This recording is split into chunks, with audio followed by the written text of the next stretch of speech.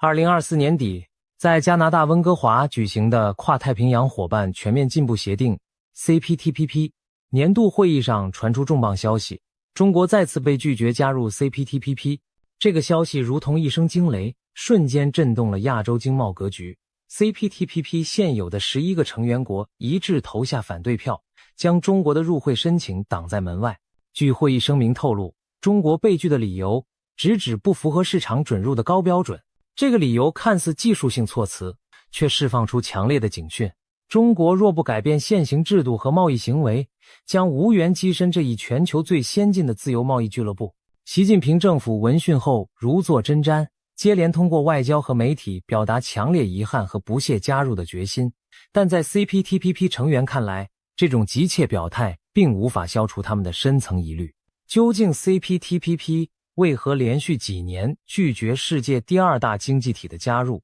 这背后折射出怎样的真相？著名经济学家许成刚一针见血地指出，症结就在中国的制度基因与 CPTPP 高标准规则格格不入。今天我们就来深入探讨这场拒绝入会风波背后的深层逻辑，看清习近平政府焦虑不安的真正原因，以及中国经济未来所面临的严峻抉择。时间回溯到2018年 CPTPP 正式生效，这个由亚太11国组成的新型自由贸易协定被视为21世纪最高标准的经贸俱乐部，涵盖了先进的市场准入、知识产权、劳工和环境标准。当时的中国虽未参与最初谈判，却开始对 CPTPP 表现出浓厚兴趣。从2019年起，中国政府每年都在不同场合表达加入 CPTPP 的愿望，并多次递交申请。从2019年、2020年、2021年、2022年，直到2024年，中国先后多次尝试叩开 CPTPP 大门，然而每一次都碰壁而归。CPTPP 历届成员国会议上，所有成员集体拒绝了中国的入会要求。要知道， CPTPP 采取全体一致同意的新成员准入机制，只要有一国反对，申请国就无法通过。这意味着中国的入会申请屡遭11国一致否决，没有哪怕一个成员愿意为中国说情开绿灯。这种连续数年的冷遇在国际贸易史上极为罕见，等于是给了北京当局一个当头棒喝。更令北京尴尬的是，与中国形成鲜明对比的是其他经济体的顺利入场和受到欢迎。2023年，英国迅速完成谈判，成为首个加入 CPTPP 的非创始经济体。作为老牌发达国家，英国的加入不仅让 CPTPP 扩容至12国，更证明了 CPTPP 对新伙伴敞开大门前提是满足协定的高标准。随后，像哥斯达黎加等体量较小的经济体也获邀启动入会流程，唯独中国这个全球贸易大国屡次吃闭门羹。为什么 CPTPP 宁可吸纳较小经济体，也坚决把中国挡在外面？是嫌弃中国市场不够大，还是中国没有展示诚意？显然不是。深层原因要从双方的信任赤字和制度矛盾中去寻找答案。要理解 CPTPP 国家的态度，必须先谈到一个前车之鉴 WTO 的教训。20多年前，中国以市场换技术的承诺加入了世界贸易组织 WTO。彼时，国际社会寄望中国融入全球体系后会遵守规则，加速市场化改革。然而过去20多年里，中国的表现令许多国家大失所望。虽然经济规模急剧膨胀，但市场开放程度却止步不前，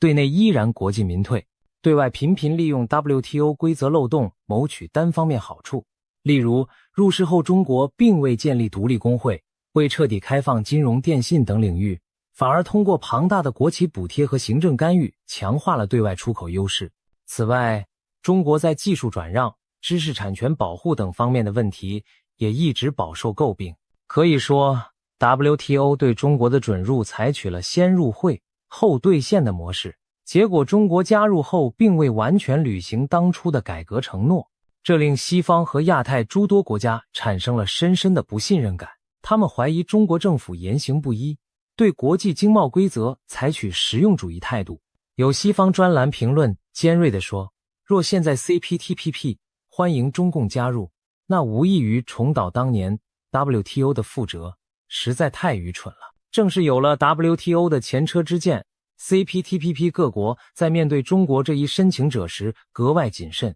不愿再轻易相信空头承诺，而是要求其实实在在的先达标再入伙。 CPTPP 的规则设计本身也反映了汲取 WTO 教训的思路，它采用了先达标再加入的高门槛机制，没有任何入会后改革的弹性空间。也就是说，中国必须在入会前就满足协定的各项严苛要求，否则就没有资格进入谈判桌。 CPTPP 协定包含2000多条细则，据分析，其中有9条关键条款几乎是针对中国现行体制量身设置的排他性条件。这些条款涵盖劳工、国企、环境、数字贸易等多个领域，旨在确保新成员的制度环境符合自由公平竞争的精神。对中国来说，这9大高标准几乎各个踩中其体制的痛点，可以说 CPTPP 在规则层面早已筑起了一道制度高墙，等待中国去翻越。这堵高墙之高，绝非喊几句口号，做一点表面文章就能逾越。下面我们就逐一拆解这些致命门槛，看看中国现有体制与 CPTPP 标准到底差距多大。第一道门槛，独立工会和劳工权利。 CPTPP 明确要求成员国允许工会独立于政府运作，保障劳工自由结社和谈判权。这在许多民主国家是理所当然的标准，但对中国来说却是近乎天方夜谭。目前中国境内唯一合法的工会组织是中华全国总工会，其受党领导，干部由官方指派，完全不可能代表工人独立维权。任何自发成立的独立工会或劳工组织都会被政府视为非法而遭打压。近年来珠三角的一些劳工维权事件就充分说明了这一点。在这种体制下，中国劳工连组织罢工争取权益的自由都没有，更别提符合 CPTPP 关于保障工会独立性的要求了。让一个不允许独立工会的国家去满足独立工会的标准，无异于让北京承认和放任第二个权力中心的存在，这对中共当局来说是不可想象的制度挑战。第二道门槛，国企补贴与市场竞争。 CPTPP 强调公平竞争的市场环境，要求成员取消对国有企业的种种特殊补贴和优惠，并向国外资本开放电信、能源、金融等关键行业。然而在中国经济，中国有企业是党掌控经济命脉的主要工具，从石油、电信、航空航天到银行、电力，中国的央企和国企不仅享有垄断地位，更长期依赖政府输血、低息贷款、税收减免、土地划拨、能源补贴等特权，滋养着庞大的国企体系。民营企业若与国企竞争，往往处于极不平等的环境，更不用说外国公司想进入中国电信、金融这些领域，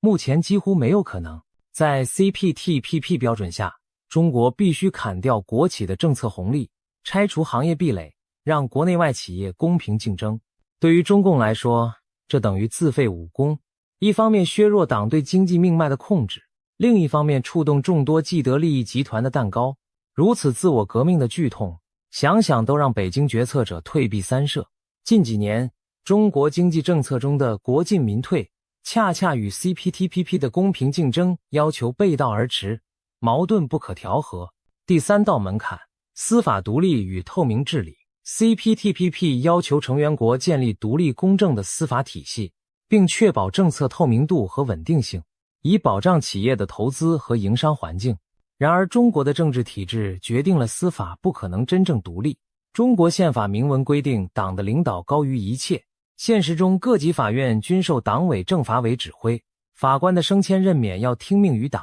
许多涉政治、经济的案件背后都有行政力量干预司法的影子。在这种环境下，外国企业在中国面临政策朝令夕改、法律执行不透明的不确定性。例如，某个行业政府说开就开，说关就关，企业缺乏法律救济，又或者地方政府为了政绩随意违约欠款，法院也难以判决政府败诉。这种人治大于法治的状况与 CPTPP 倡导的透明法治原则完全背离。倘若中国要满足 CPTPP 要求，就必须让司法体系摆脱党控，实现真正的依法独立审判。这意味着中共需要放弃对司法的绝对掌控，让法院敢于约束政府权力。这对一个奉行集权统治的政党而言几乎不可接受。因此，司法独立的门槛无疑也将中国挡在门外。第4道门槛，地缘政治与成员信任。CPTPP 新成员加入必须得到所有现有成员一致同意，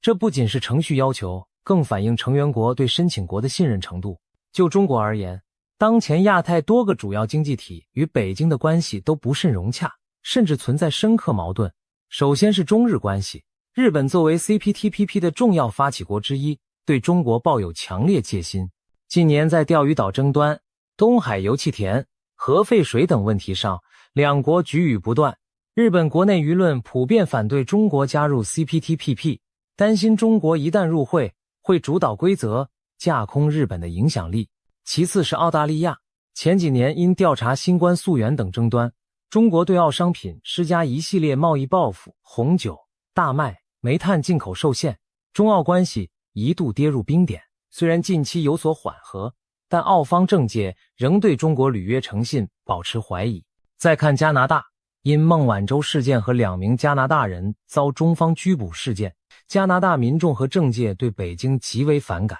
官方文件中甚至直接称中共对其构成安全威胁。在这样的氛围下，加拿大显然不愿轻易点头让中国入会。此外，新西兰、马来西亚等部分成员与中国关系相对友好，但也不至于为了帮中国而冒与其他成员翻脸的风险。更何况，即便有1-2个成员愿意帮忙，还有其他多个坚决反对者存在。所以只要日本、加拿大、澳大利亚其中任何一家不松口，中国加入 CPTPP 就无望通过。而眼下，这几国的态度出奇一致，在中国未做实质改革之前，绝不考虑其入会提案。地缘政治信任的缺失，成为压垮中国入会的最后一根稻草。北京可以向一国施压拉拢，但很难对抗众多国家集体的疑虑与抗拒。综上所述，独立工会、国企特权、司法独立、成员信任这4大方面，构成了横亘在中国与 CPTPP 之间的4座大山。简言之， CPTPP 的高标准与中国现行体制存在根本性制度矛盾。北京若不从体制上做出改变，就永远无法跨过这些门槛。难怪许多国际评论将 CPTPP 对中国的拒绝形容为制度之争。这不是简单的贸易谈判问题，而是中国政治经济模式与国际高标准规则的正面对撞。面对 CPTPP 的重重门槛，北京当局一方面对外高喊我们已经做好准备，一方面却迟迟不见任何实质改革动作。这种口号治国的做派，在 CPTPP 各成员眼中毫无说服力。那么，中国究竟有没有能力满足 CPTPP 标准，症结何在？著名经济学家、体制转型问题专家许成刚从中国的制度基因入手，一针见血地指出了真相。中国现行政治经济体制的基因与 CPTPP 所要求的市场化、法治化原则背道而驰。许成刚将一个国家的制度概括为3大支柱：政治、权力结构、产权结构和社会共识。在中国，这3者全都牢牢掌控在共产党手中，形成了中国特色的集权统治模型。首先，政治权力高度集中于党，党不仅领导政府，而且深入企业、学校、社区，无处不在。各级官员和机构的最高决策其实都出自党意，缺乏权力分立与制衡。其次，产权结构高度集中，许多表面上的私人财产，最终控制权也归属于党和国家。许教授引用诺贝尔经济学奖得主奥利弗·哈特的理论指出，产权的本质是最终控制权。在中国，无论是企业还是个人资产，其最终命运都受制于党。比如，民营企业看似私有，但必须建立党组织，听从党的指导。企业家人身和经营安全取决于政治态度。又如城市居民的房屋土地使用权到期后归国家所有，地方政府随时可以以公共利益名义征地拆迁。这些都说明党才是这个国家一切资源的最终所有者。最后，社会共识由党控制，意识形态、舆论宣传、教育体系全由党来界定正确与否。社会没有独立价值观可以对抗或制约党的意志。正是上述制度基因决定了中国与 CPTPP 倡导的价值格格不入。CPTPP 强调市场决定资源配置，而中国是权力决定资源配置。CPTPP 保护私有产权，而中国的大量资源归公有。党有 CPTPP 要求法治透明，而中国坚持党领导一切，人治高于法治。有了这样一套基因密码，中国在面对 CPTPP 那些具体条款要求时，就会显得力不从心。许成刚形象地指出，这就好比让一条鱼去适应森林的生存规则，或者让老虎改吃草一样，困难制度的 DNA 不改变，再努力也是徒劳。许教授特别强调了劳工和司法这两个最核心的冲突点。他指出，在中国集权制度下，独立工会意味着政治上容忍民间组织，这是中共统治的大忌，因为一旦允许工人联合维护自身权益，势必冲击党的威权统治基础。同样，司法独立意味着党放弃对社会纠纷最终裁决权，这在党看来自然是不能让步的底线。因此，当 CPTPP 把独立工会、司法独立写入硬性标准的时候，实际上等于把一个政治改革的清单摆在了北京眼前，而政治改革正是中共最恐惧触碰的禁区。许成刚戳穿的真相是，中国目前加入 CPTPP 受阻的根本原因，不在于技术性贸易问题，而在于中国模式自身无法符合高标准自由贸易体系的制度要求。如果中国不进行深层次的政治和经济体制改革，就不可能真正达到 CPTPP 的准入条件。这话或许刺耳，却是现实。习近平政府口口声声说积极研究 CPTPP 规则，努力满足要求，但他始终回避了一个核心问题：你是否愿意为入会而改变自己的制度？从目前来看，习近平当局的答案显然是否定的。他们希望通过外交斡旋、经济诱惑甚至政治施压来换取进入 CPTPP 的机会，却不愿触动国内体制分毫。这种心态也正是 CPTPP 成员国最为不信任的地方。毕竟连你自己都不打算认真改，又凭什么让别人相信你入会后会遵守高标准呢？面对入会受挫，习近平政府确实急了。尤其是2024年，在温哥华被明确定义为不符合标准后，北京高层敏锐地意识到，这已经不是简单拖延，而是被明确地排除在外。因此，我们看到中国政府迅速展开了一系列公关和表态行动，试图扭转局面。中国商务部在会后第一时间发表声明，强调中国加入 CPTPP 的决心坚定不移，并声称已经对协定内容进行了全面深入的研究评估，做好了充分准备。外交部则呼吁 CPTPP 成员秉持开放包容精神，不要把经贸问题政治化。有趣的是，在随后的数月里，中国官方几乎逢国际场合必提 CPTPP。2025年11月，中国商务部例行发布会上，新闻发言人再次高调宣称，中国政府高度重视，积极推进加入 CPTPP 相关工作。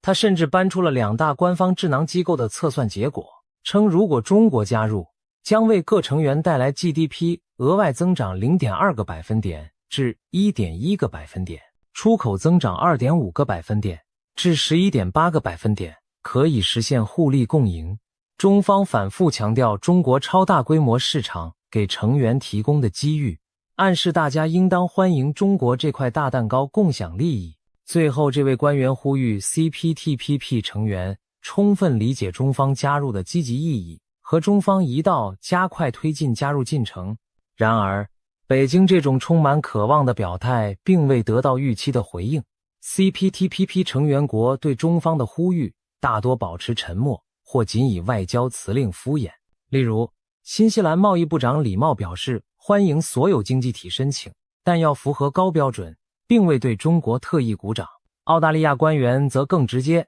在2023年就公开指出，中国短期内不可能加入 CPTPP。 这位澳洲助理贸易部长蒂姆·埃尔斯说得很明白，中国近年来对澳采取的贸易报复和设置的各种壁垒与自由贸易原则相悖，中国若不先拆除这些障碍，就别谈加入 CPTPP。 他还特别称赞英国遵守国际规则的良好记录，言下之意是中国在这方面显然差得远。日本方面更是强硬，日本经济安保官员曾表态 ，CPTPP 绝非只看经济体量，更要看价值观和制度契合。日本不会支持任何背离高标准的加入者。这些表态虽然委婉，却共同传递出一个信息：光靠中国自己说准备好了并不够，关键要让别人相信你真达标了。遗憾的是，到目前为止，北京并未拿出足够的行动来赢得这种信任。仔细分析北京的回应，我们可以发现一个明显的避重就轻策略。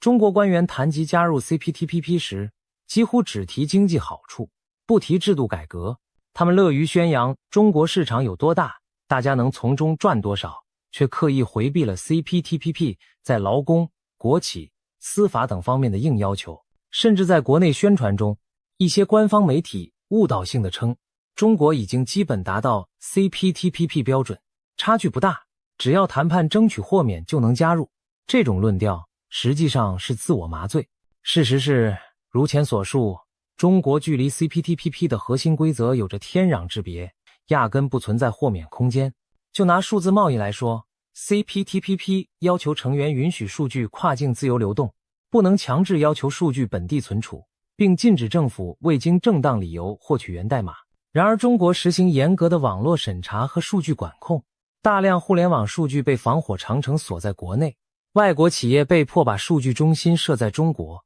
本地合作伙伴还要交出源代码审查，这与 CPTPP 数字贸易章节背道而驰，根本无从豁免。同理，环境标准方面 CPTPP 也有较高要求，中国的碳排放、环境信息公开等都不达标。国企治理方面要求信息透明，以商业考量运作，中国国企却承担大量政治任务，这一桩桩都不是谈判桌上用外交辞令可以搪塞过去的，必须要实质改变，别无他法。但习近平政府显然没有做好动真格改革的准备，相反，近几年中国政治上更加收紧，修宪取消任期，加强党领导经济的顶层设计，国安系统对民企渗透更深等等。这一系列操作表明，习近平追求的是更强的掌控一切，而非向西方规则靠拢。经济上，当局推崇所谓国内大循环，试图以内部挖钱来降低对外依赖，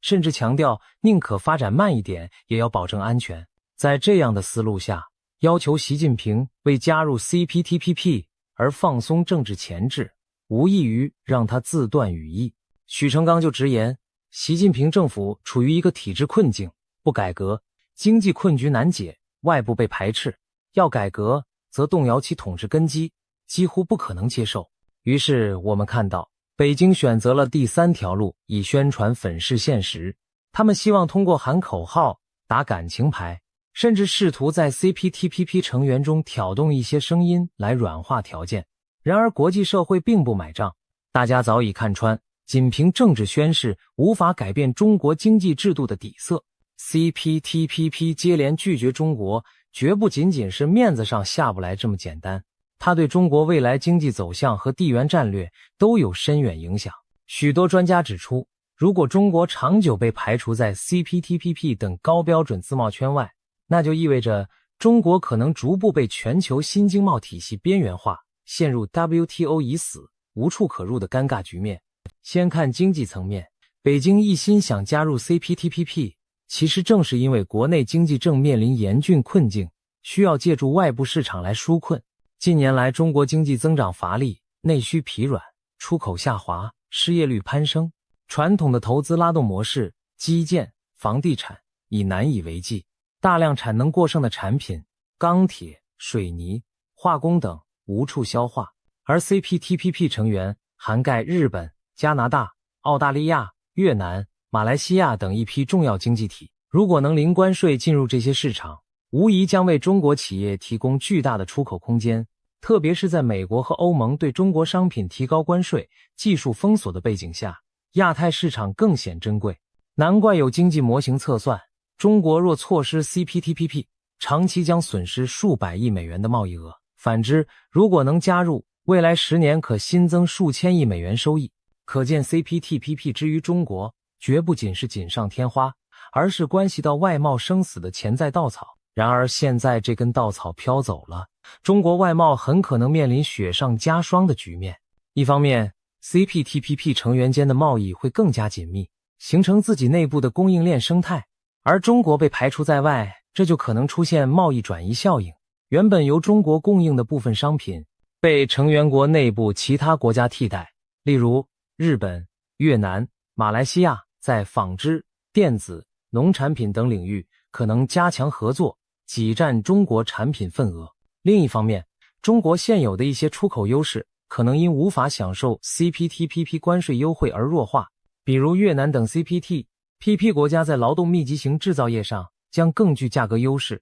吸引更多投资设厂，订单从中国转移出去。长期看，这无疑将进一步削弱中国作为世界工厂的地位。更严重的是投资信心的问题。如果中国无法参与新的高标准经贸规则制定，国际投资者会认为中国市场的开放前景黯淡，规则环境落后，从而倾向于把资金投向 CPTPP 内部国家。这对中国正苦苦寻求外资提振经济而言，也是一个打击。除了经济账本， CPTPP 碰壁还涉及地缘政治影响。这里不得不提另一个关键角色，台湾。2021年9月，在中国正式提交入会申请的仅仅1周后，台湾也提出了加入 CPTPP 的申请。这一举动令北京大为紧张。众所周知，北京奉行一中原则，不允许台湾以独立经济体身份参与国际协定。本以为中国抢先申请能压制台湾，哪料台湾执政当局根本不认这一套，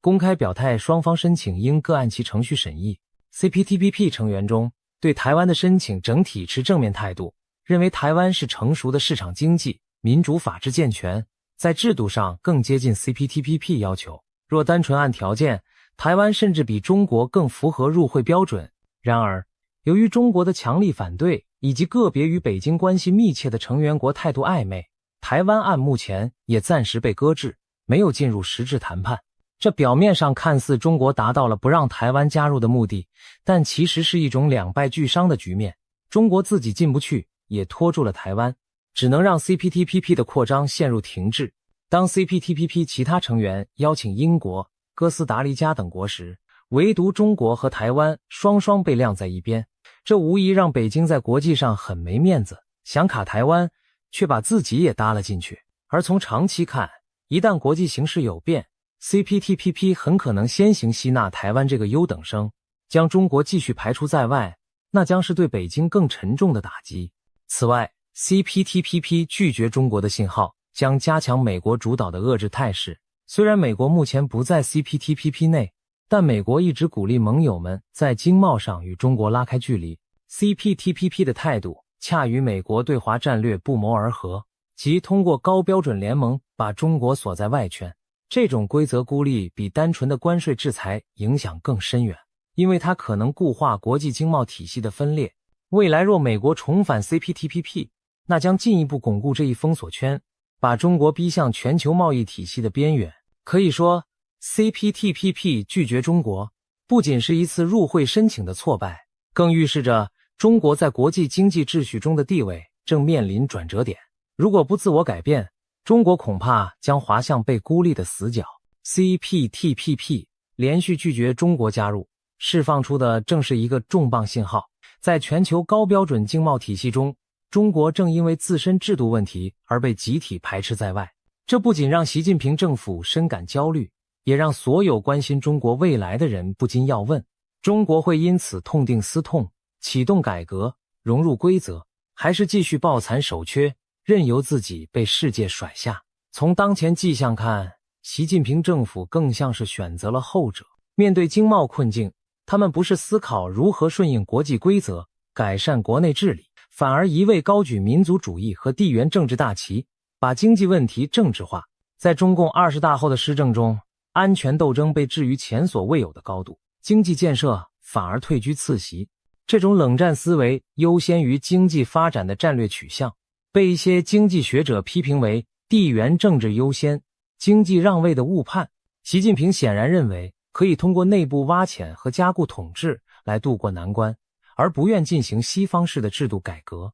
然而，经济规律不以人的意志为转移，没有公平开放的环境，就难有可持续的发展。许成刚等学者的分析已经指出，中国经济目前深陷制度性瓶颈，如果不改革，未来只会在封闭中日渐衰退。更有悲观者警告，若持续与西方对立，拒绝变革，中国可能重蹈苏联解体的覆辙。连习近平自己都曾要求智囊研究过中美冷战是否会导致苏联式结局这样的问题。CPTPP 的大门一再紧闭，正是对北京敲响的一记警钟。世界不会等你，中国必须自己做出选择。或许有人会说，中国也有 RCEP 可以依靠，何必非 CPTPP 不可？ RCEP 虽然涵盖东盟和东亚不少国家，但标准远低于 CPTPP， 无法替代后者在高端产业、先进规则方面的作用。而且 RCEP 没有美国、印度、欧盟等主要市场参与，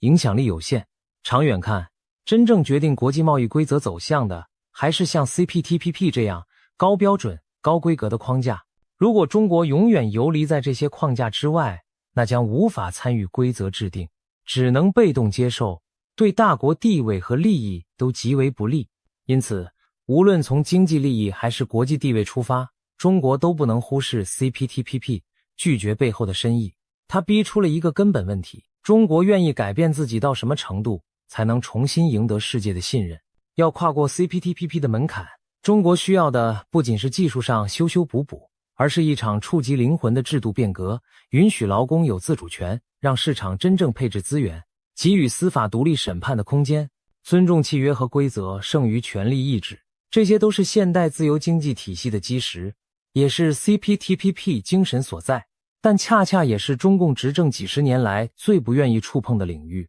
历史往往在这样的关口给出考验。如果说20多年前加入 WTO 是中国融入世界的第一考，那么今天 CPTPP 拒绝中国可以看作是补考机会，只是这次考题更难，监考更严，再也没有先入学后补课的特殊待遇，要么痛下决心迎难而变，要么因循守旧，逐步被世界抛下。摆在习近平政府面前的就是这样一幅冰冷而真实的未来图景。然而从现实来看，我们对短期内出现转机不能抱过高期待。习近平更可能选择继续强化内部控制，加大宣传力度，以拖待变，而不是迈出实质改革的脚步。这意味着中国经济将继续在高墙内打转，与世界先进经贸体系隔膜渐深。CPTPP 的大门不会因为北京的几句宣言就打开，哪怕中国再申请5次、10次，如果不改变，结果只会是一次次重复相同的拒绝。当然，历史也充满变数，在重压之下，中国社会和经济或许终有一天会催生出变革的动力。就像上世纪70年代末，中国在内外交困中毅然打开大门搞改革一样，也许未来某个节点，新的领导者会意识到，唯有融入高标准体系，才能振兴经济，从而推动真正的转型。而 CPTPP 的高墙，或许正是为此保留着一道门槛，等待一个准备好以全新面貌加入的中国。总而言之， CPTPP 拒绝中国入会的风波已经远远超出了一纸申请的成败，而是映照出中国发展模式与国际规则深层冲突的缩影。许成刚等人的剖析让我们看清，这不是谁故意刁难中国，而是中国必须回答现代化进程中绕不过的制度之问。面对这道必答题，习近平政府是继续执迷不悟，还是顺应时代潮流？答案关系着中国14亿人民的福祉，关系着亚太地区的繁荣稳定，也关系着未来世界格局的走向。这个故事的结局尚未写就，但可以肯定的是，如果一味拒绝改变，中国将在闭门自守中错失更多机遇。而假如勇于自我革命，走向开放与法治，那么曾经关闭的大门也终将重新敞开。真相虽刺耳，却能救人。愿中国执政者听得进 CPTPP 拒绝所传递的真相与警讯，在时代浪潮中做出明智抉择，而不是让今日的困局酿成明日的悲剧。未来究竟如何，唯有时间将给出答案。今天我们来聊聊 IPEC 最近通过的一项重磅宣言。这项宣言正式承认台湾是独立政权，等于向全世界宣告，台湾事实上已经是一个独立自主的政治实体。消息一出，北京方面立刻气炸，台海局势瞬间变得更加紧张。为什么这份宣言让北京如此暴跳如雷？这背后又代表着什么国际风向的转变呢？首先，我们先介绍一下 IPAC 是什么来头。IPAC 的全名是对中政策跨国议会联盟，成立于2020年，最初由多国国会议员共同发起。它被视为一个抗中大平台，目前涵盖了全球40个国家的国会或议会，集结约300名跨党派的现任议员。这些成员多半对北京的专制扩张持强硬立场，当中不乏知名的政坛人物与人权斗士，例如美国、英国、日本、欧洲多国的国会议员都名列其中。IPAC 成立的宗旨很明确，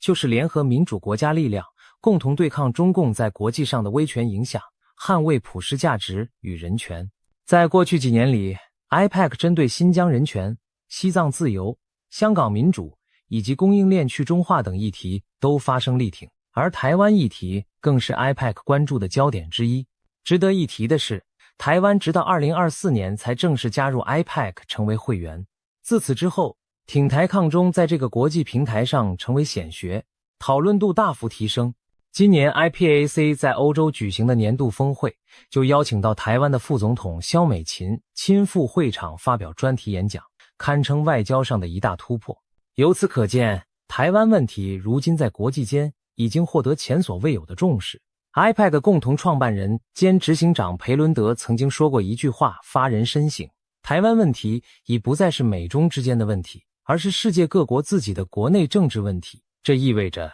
全世界越来越多国家的政府和人民都将台海局势视为攸关自身利益的议题。毕竟台湾有事就是世界有事，这不再只是一句口号，而正在成为民主国家的共识。从欧洲议会、美国国会到亚洲多国的民意代表，大家纷纷认识到，如果让北京得逞吞并台湾，全球的和平秩序都将受到冲击。所以各国领袖在谈论印太安全时，台湾海峡的和平稳定已经是绕不开的重点。在这样的国际氛围下， IPAC 于2025年11月初在布鲁塞尔召开了年度峰会，并且高调通过了一份关于台湾海峡维持现状的宣言。不要小看维持现状这几个字， IPAC 这次可是把它的内涵讲得清清楚楚、明明白白。多年来，台海现状常被各方引用，却往往各说各话，语带玄机。例如北京口中的现状，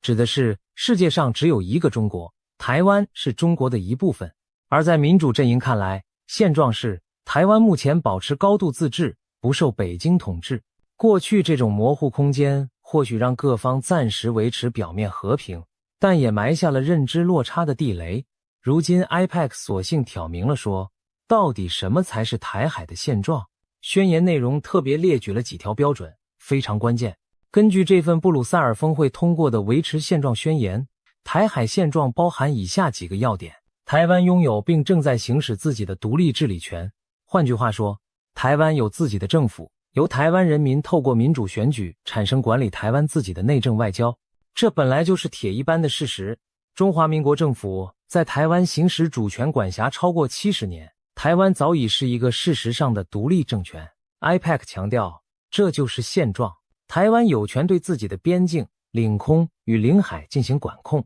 例如谁可以入境，哪些船舰飞机能通过，完全由台湾当局决定。这同样强调了台湾主权运作的事实。任何阻止台湾执行边境管控的行为，都等同于破坏现状。台湾有权采取措施维持正常的经济运作，保护自己的社会免受恶意的政治干预。比如说，台湾可以自行制定经济政策，维持金融稳定，也可以防范外来势力渗透颠覆。如果有人企图用政治手段干预台湾社会，迫使台湾经济崩乱，那也是对现状的破坏。台湾可以与其他国家建立实质关系，注意，这里用词是实质关系，也就是说，不管有没有正式外交承认，各国都不应被禁止和台湾发展各种往来与合作，这包含官方互访、贸易往来、文化交流，甚至安全伙伴关系。IPAC 特别点明，北京长期以来打压台湾的国际空间，威胁他国不得与台湾交往，这种行径严重破坏了台海现状。其他国家也有权在不受中国干预的情况下，自由地与台湾往来，这点是上述原则的另一面。不仅台湾主动交朋友的权利不能被剥夺，别的国家想跟台湾互动，也不该被拦阻。北京最爱动辄跳出来警告他国不要与台湾发生任何官方往来等等。但 IPEC 明确表示，你中国管不着，各国完全可以自由决定要怎么跟台湾交往，北京无权干涉。这等于是在国际礼仪上打脸了北京长年以来对各国的胁迫惯例。台湾的前途必须由台湾人民自己决定，任何政治安排都要获得台湾民众的同意。这句话可说是一锤定音，直接点出了两岸问题的核心。台湾的命运只能由台湾2300万人民说了算。宣言强调，透过强迫或恐吓手段逼迫台湾接受任何未经台湾公民或其民选代表同意的政治安排，都算是对现状的破坏。直白来说，就是反对中国以武力或其他胁迫方式迫使台湾统一，因为那将是不被台湾人民接受的强制改变，当然背离现状。看完以上几点，聪明的你一定发现了 IPEC 口中的现状就是台湾已经事实独立。他们等于把一直羞答答不明说的话摊开，讲了台湾现在就是一个主权独立的政治实体，只是国号叫中华民国，尚未以台湾共和国之名被广泛承认而已。但无论名称为何，台湾拥有自己治理的政府，这就是目前的现状。任何企图否定或破坏这个现状的动作，不论是军事入侵、经济封锁、外交孤立还是统战欺压，都应该被视为挑衅。更重要的是，国际社会应该做出对等的反制来吓阻侵略者。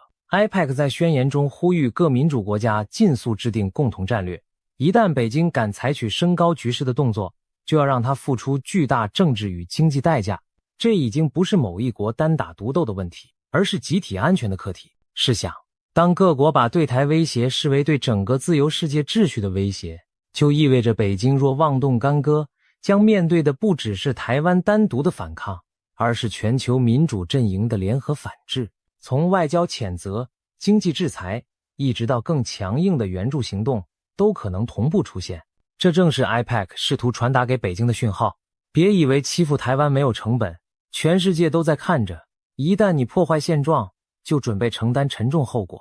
这份宣言一公布，立刻引发各方强烈反应。首先，台湾政府对此表示由衷欢迎与肯定。台湾外交部在第一时间回应说，感谢国际友人勇于发声，强调维护台海现状已是国际共识之一部分。台湾方面当然乐见各国更加挺身捍卫台湾的民主现状，毕竟台湾人民一直坚持着不挑衅不冒进的态度，维持现状就是最大公约数。现在连国际议会联盟都用行动确认台湾的主权地位，对台湾来说可说是一剂强心针，也是在外交上多年努力开花结果的体现。然而北京当局的反应就完全是另一个画风了。对中共来说， IPEC 的这份宣言无异于在国际舞台狠狠打了他一记耳光。北京最害怕听到的词就是台湾独立，而 IPEC 偏偏公开承认了台湾独立治理的正当性。于是我们可以想象，北京气急败坏的跳脚抗议的场景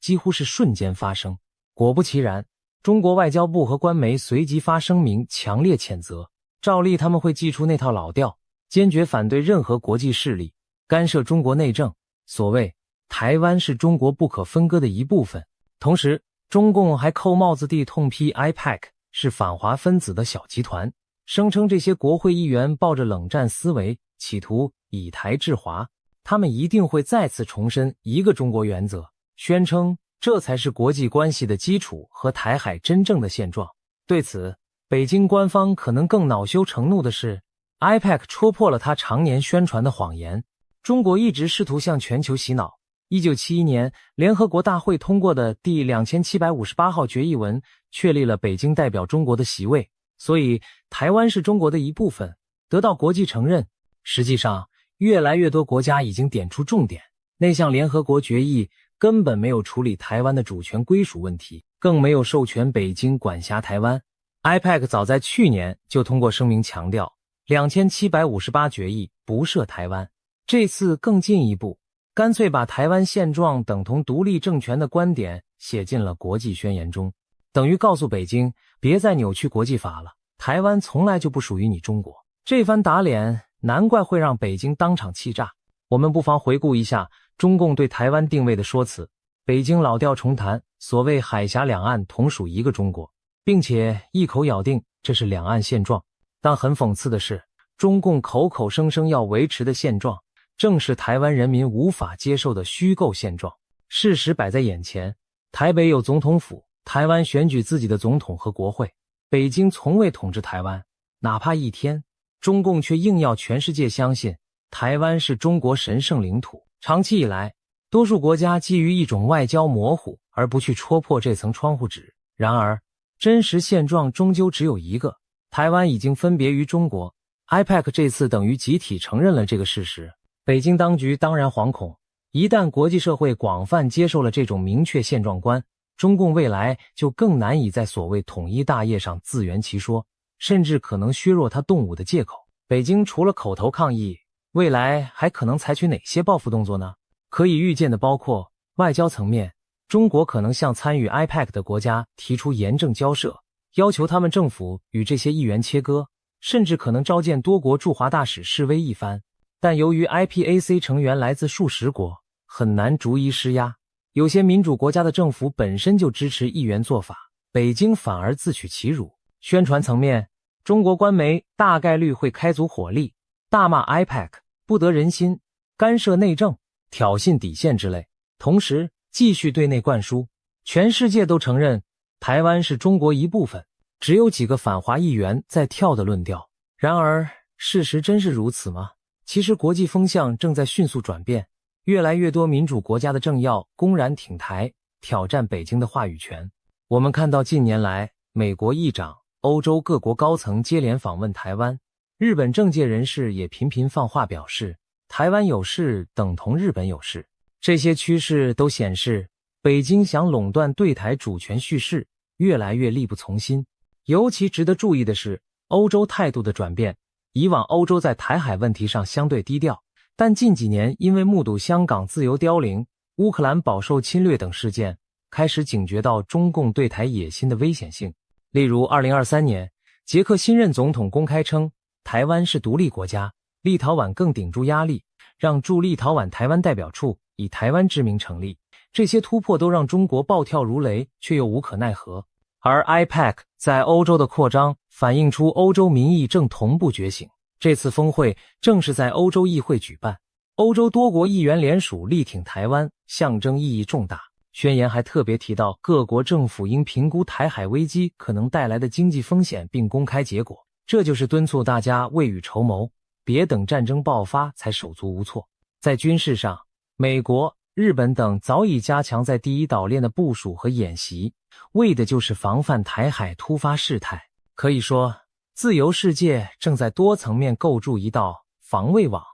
目标直指中国可能的冒险行为。说到这里，你可能会问，难道国际间真的越来越承认台湾是主权国家了吗？过去几十年里，台湾的正式邦交国数量不增反减，目前剩下13-14个小国，和梵蒂冈还维持与中华民国的官方关系。然而，我们不能只看名义上的邦交，还要看到实质上的承认与合作。随着中共的威胁扩大，如今许多国家虽然口头上仍遵循一中政策，却在实际作为上大幅提升与台湾的往来层级。例如，美国不仅有台湾关系法保障对台安全承诺，近年更通过台湾旅行法、台湾政策法等，鼓励高层互访，军事经援也是史无前例的提升。欧盟与台湾之间也开始进行半官方的政治对话，多国国会通过友台决议支持台湾加入国际组织，就连过去相对保守的亚洲邻国，如南韩、菲律宾等，也逐渐公开讨论台海安全，并强调不允许以武力单方面改变现状。这些趋势难道不正是对台湾主权时态的某种承认吗？或许他们还没正式给台湾一张国际承认的门票，但已经默默地把台湾当成正常国家在对待。于是，中国就变成全球舞台上一个有点尴尬的存在。他极力孤立台湾，却发现自己反而日益被西方民主圈孤立。在国际民意场域里，中共鼓吹的台湾属中国，只剩下自己唱独角戏，自我陶醉罢了。再说回 IPEC 本身，中国其实对 IPEC 恨之入骨，视它为眼中钉。在中共眼里，这群集合各国民选代表的联盟，比某个单一国家政府更难对付。因为这些议员来自不同国家的不同党派，他们不受北京直接控制，各自的言论还受到民主制度保障。北京最多只能向他们所在国的政府施压，要求管管你们的议员。但民主国家的政府岂能随便钳制议员发声？这就是中共最头痛的地方。所以北京试图透过其他手段来削弱 IPEC 的影响力。裴伦德就透露过一件事，中国的压力已导致 IPEC 失去3个国家会员。哪3国呢？原来是非洲的马拉维、甘比亚和南太平洋的所罗门群岛。这几国本来也有议员参与 IPEC， 但中国当局威胁利诱其政府，硬是逼得这些议员退群。例如，据说北京扬言，若马拉维议员不退出 IPEC， 就取消该国总统的访中行程。对所罗门更是直接要求该国政府让议员退群，并发表支持一中原则的声明。最后，所国的 IPEC 议员被迫走了一个，只剩下1位还在坚持为台湾发声。由此可见，中共为了阻挠各国挺台，不惜使出各种招数，包括挖外交墙角、金援施压、造谣抹黑等等。没错，造谣抹黑的戏码也在上演。就在这次 IPAC 峰会后，网络上突然冒出一则耸人听闻的假消息，声称台湾花了80亿欧元巨资贿赂，才换得副总统在欧洲议会演讲的机会。这完全是无稽之谈，但显然背后有人精心操弄。IPEC 方面随即出面辟谣，澄清台湾政府根本没有拿钱赞助 IPEC， 这种说法纯属抹黑。几乎可以肯定，这类谣言就是中共或亲中势力故意放出的，目的在离间台湾与国际友人的互信，同时削弱这次外交突破的正面意义。所幸谣言很快被戳破，也再次印证了中共舆论战的阴险。总体而言， IPEC 的重磅宣言以及随之引发的交锋，象征着国际社会在台湾定位问题上进入新局面。过去大家习惯模糊处理的敏感话题，如今越来越被摊在阳光下谈。虽然各国政府未必立刻改变官方立场，但从立法机构和民间舆论开始，已有强大声音要求对北京说真话、讲原则。这种由下而上的压力终将影响各国政策走向。可以预见，未来会有更多国会、国际组织加入类似 IPAC 的行列，把挺台湾当作一种政治正确和价值宣示。对台湾而言，这当然是正向发展，也许有朝一日真的能累积足够的国际支持，突破正式承认的最后关卡。不过，我们也不能掉以轻心，北京在国际上碰壁，可能转而把怒火发泄在台海周边的军事挑衅上。例如，近期共机共建扰台已成常态，每当国际上有挺台动作，北京就喜欢以实弹军演、环岛巡航来武吓台湾。今年以来，从美国对台军售、新任总统出访过境美国，到欧洲议员访台，只要出现所谓挑战红线的事件，中共几乎都会有所反应。可以想见， IPEC 这个宣言更让他们如鲠在喉。接下来不排除解放军再找借口在台海或台湾周边大动作演练，一方面恐吓台湾人民，另一方面对内宣传维护统一决心。这种以武拒统的气氛恐怕暂时难以消退。但从另一角度看，正因为自由世界的联合声明让北京如此恼怒，也说明他的确达到了7寸。中共最不愿看到的局面，正是全球形成挺台防中的统一战线。现在这个趋势已经萌芽，中共当局自然急了。在70多年前的国共内战结束时，谁能想到台湾海峡的争端会延宕至今，并演变成今日这般牵动全球的格局。冷战时期，台湾问题是中美之间的角力。冷战后好长一段时间，很多国家对台海局势抱持事不关己的态度。但历史走到今天，台湾这座自由的小岛已经成为民主与威权在亚洲对抗的最前线。台海不再只是两岸的事，而是世界的事。IPEC 的宣言正是这个大趋势的缩影。它昭告天下，自由民主阵营不仅看见了台湾的存在，也愿意为守护台湾这颗亚洲明珠而采取行动。当然，这距离实质改变国际关系现状还有很多关卡，但至少冰封已久的现实正被一点点撼动。最后，我们不禁要问，未来会怎么发展？ IPEC 已经抛砖引玉，各国政府会跟进采纳这些原则吗？会不会有朝一日，主要国家干脆承认中华民国政府或台湾国的主权地位？北京届时又将如何反应？这一连串问题的答案目前仍在未定之天。然而可以确定的是，暧昧的外交词令将越来越遮不住事实的轮廓。当真相被更多人接受，勇气也会随之增长。或许在不久的将来，我们会看到更多突破想象的场景，例如民主国家联盟公开宣布保护台湾安全的机制成型，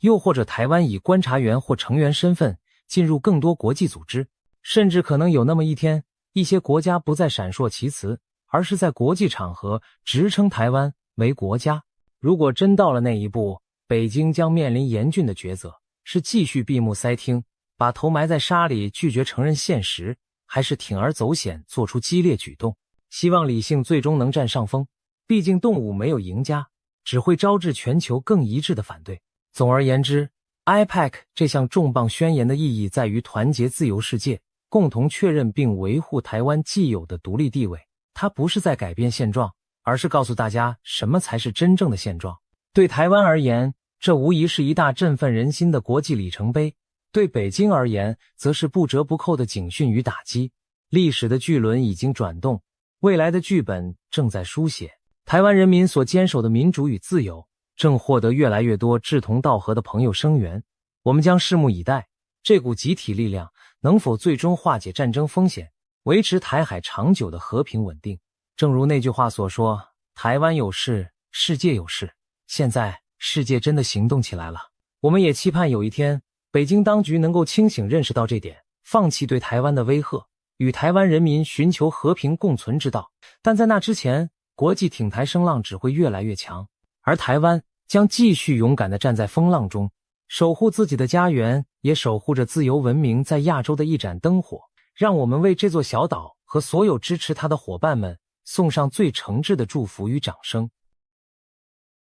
2025年9月中旬，美国在台协会，也就是 AIT， 突然抛出一颗震撼弹，公开表示，二战后的相关文件从未决定台湾的最终政治地位。紧接着，美国国务院也背书这番说法，强调 AIT 传达的讯息完全正确，还点名批评北京扭曲历史，企图用错误的二战文件解读来支持对台湾的胁迫行径。这番罕见的表态，等于美方公开挑明台湾地位未定论是真理，一时间让两岸三地为之哗然，也让许多人脑中浮现一个大大的问号：难道台湾真的快要成为美国的第51州了吗？消息一出，台湾舆论一片热议。知名的财经网红胡彩萍就幽默地在网络发文说，有一种第51州越来越接近我的感觉。不少网友跟着起哄，笑称我要当堂堂正正的美国人，未来是不是要改称昌美属台湾权了？大家开起玩笑，把 AIT 和美国务院的表态解读成台湾正向美国怀抱大步迈进。然而也有理性的声音泼冷水，有人认真指出，没有一个国家会跟自己的第51州建交，意思是说，美国不可能真的收台湾为一州。台湾成为美国一部分的说法毕竟只是戏谑，如果台湾真变成美国领土，那现有和台湾保持外交关系的国家岂不都要关闭大使馆？所以与其字面理解第51州，不如看看美国这步棋真正的用意。有网友分析得更透彻，美国此举不是要台湾当州，而是准备打破台美关系的既有模式，而且预计未来1年内，美台关系可能会出现重大突破或变革。这些解读，不论轻松揶揄还是严肃分析，都反映出一件事：美国官方高调强调台湾地位未定，实在不同寻常。自从1970年代美中关系解冻以来，美方很少在公开场合这么直白讨论台湾主权地位问题。那么，美国为什么选在现在重提这个历史老议题？这背后到底隐藏着什么盘算？是华府战略思维的转变，还是北京步步进逼所逼出的反击？我们不妨从头梳理台湾地位未定论的前世今生，看看这出大戏如何演变至今。故事要从二战结束说起。1945年，日本战败投降，结束了对台湾长达半世纪的殖民统治。按理说，战胜国中国应当收回台湾。然而事情没有那么简单，台湾的主权归属在战后出现了一段法律上的真空期。为什么这么说呢？这要从几份二战时期的重要文件谈起。首先是开罗宣言， 1943年，中美英三国领袖在埃及开罗开会，对外发表了这份宣言，里头白纸黑字写着，日本所窃取的包括台湾、澎湖在内的中国领土，务使归还中国。换句话说，盟国当时承诺战后把台湾还给中国，当时的中国政府是中华民国政府。接着是1945年的波茨坦公告，这是中美英，后来苏联也加入，敦促日本投降的最后通牒。公告第8条明确重申，开罗宣言之条件必将实施。后来日本接受了这公告，并且在投降书上承诺履行波茨坦公告各项规定，所以在北京当局的叙事里，开罗宣言加波茨坦公告加日本降书，这3板斧构成了中国收回台湾的国际法依据。看看日本投降了，承诺实施开罗宣言，那台湾不就自然而然重回祖国怀抱了吗？1945年10月25日，国民政府还在台北公祭受降典礼宣告恢复对台湾行使主权。当时台湾民众夹道欢腾，庆祝光复。从中国方面看，这一系列过程证明台湾已经从法律和事实上回到中国。但是国际法的现实没有那么理想化，开罗宣言其实并不是一项正式条约，它更像是领袖们的一份联合声明，性质上属于政治宣誓而非法律契约。战争结束要真正处理领土问题，还得靠正式的和平条约来确认。这就好比口头说要送你一件东西是一回事，事后签正式契约又是另一回事。于是1951年9月，50多个国家的代表齐聚旧金山，和战败国日本商讨签订对日合约。在这份后来签署的旧金山合约中，日本正式放弃对台湾及澎湖群岛的所有权利、名义与要求。然而吊诡的是，条约并没有明文规定台湾应该交给哪一方。日本放弃了台湾，但台湾的主权归属在条约中处于未定状态。为什么会这样？因为当时国际局势已发生巨变，中国大陆上的内战在1949年尘埃落定，共产党建立了中华人民共和国，而原本的中华民国政府迁到了台湾。两个政权都宣称对中国拥有统治正统。盟国中，美英等西方国家不承认北京政权，只承认退守台湾的中华民国，但苏联和一些共产阵营国家承认北京的新政府。不仅如此，国共内战虽完结，台海两岸其实仍处于敌对状态。此时如果在对日合约里把台湾主权直接给了哪一方，都势必得罪另一方。因此美国为首的合约起草者索性采取模糊策略，只写日本放弃台湾，但不说明归属于谁，留下一个弹性空间。结果就造成了台湾主权的悬而未决。在1952年旧金山合约生效后，从严格国际法角度，日本不再是台湾的合法主权者，而中华民国已实际统治台湾。但在法律文件上找不到日本正式把台湾主权让渡给中华民国或中华人民共和国的条款。中华民国政府虽然同年和日本签了中日合约，又称台北合约，试图补强法理，但该合约也只是重申日本放弃台湾澎湖，并没有直接提及主权归属。对北京来说，他们拒绝承认旧金山合约，斥之为非法合约，因为签约时居然没有邀请声称代表全中国的北京政府参加。而对台北的国民政府而言，当然认定自己已经在1945年接受日本投降时取回台湾，但很尴尬的是，自己签的中日合约也没得到共产阵营承认，在国际上效力有限。结果就是台湾的地位出现一种微妙的未定状态，在法理上没有被正式划给任何国家，由中华民国政府先管着，在政治现实上则陷入两岸分治的局面。在二战刚结束到冷战初期，美国对台湾归属问题的态度其实经历了一个180度的大转弯。最开始，美国是承认台湾已回归中国的。当时中国内战尚未结束，美国原本打算扶植的国民政府节节败退，杜鲁门政府对蒋介石逐渐失去信心。1950年1月，美国总统杜鲁门曾发表对华政策声明，明确表示过去4年，指1945到1949，美国和盟国都接受了中国对台湾的管辖。同一天，时任国务卿艾奇逊在记者会进一步说，台湾已成为中国的一省，没人在此提出法律上的质疑。这些表态等于向全世界宣告，美国承认中国对台湾拥有主权，美国不打算干涉。换言之，在韩战爆发之前，美国认定台湾地位已经尘埃落定，台湾属于中国。当时中国指中华民国，杜鲁门甚至强调美国无意在台湾建立基地或插手台湾问题，这也反映了美国当时的战略重心并不在台湾，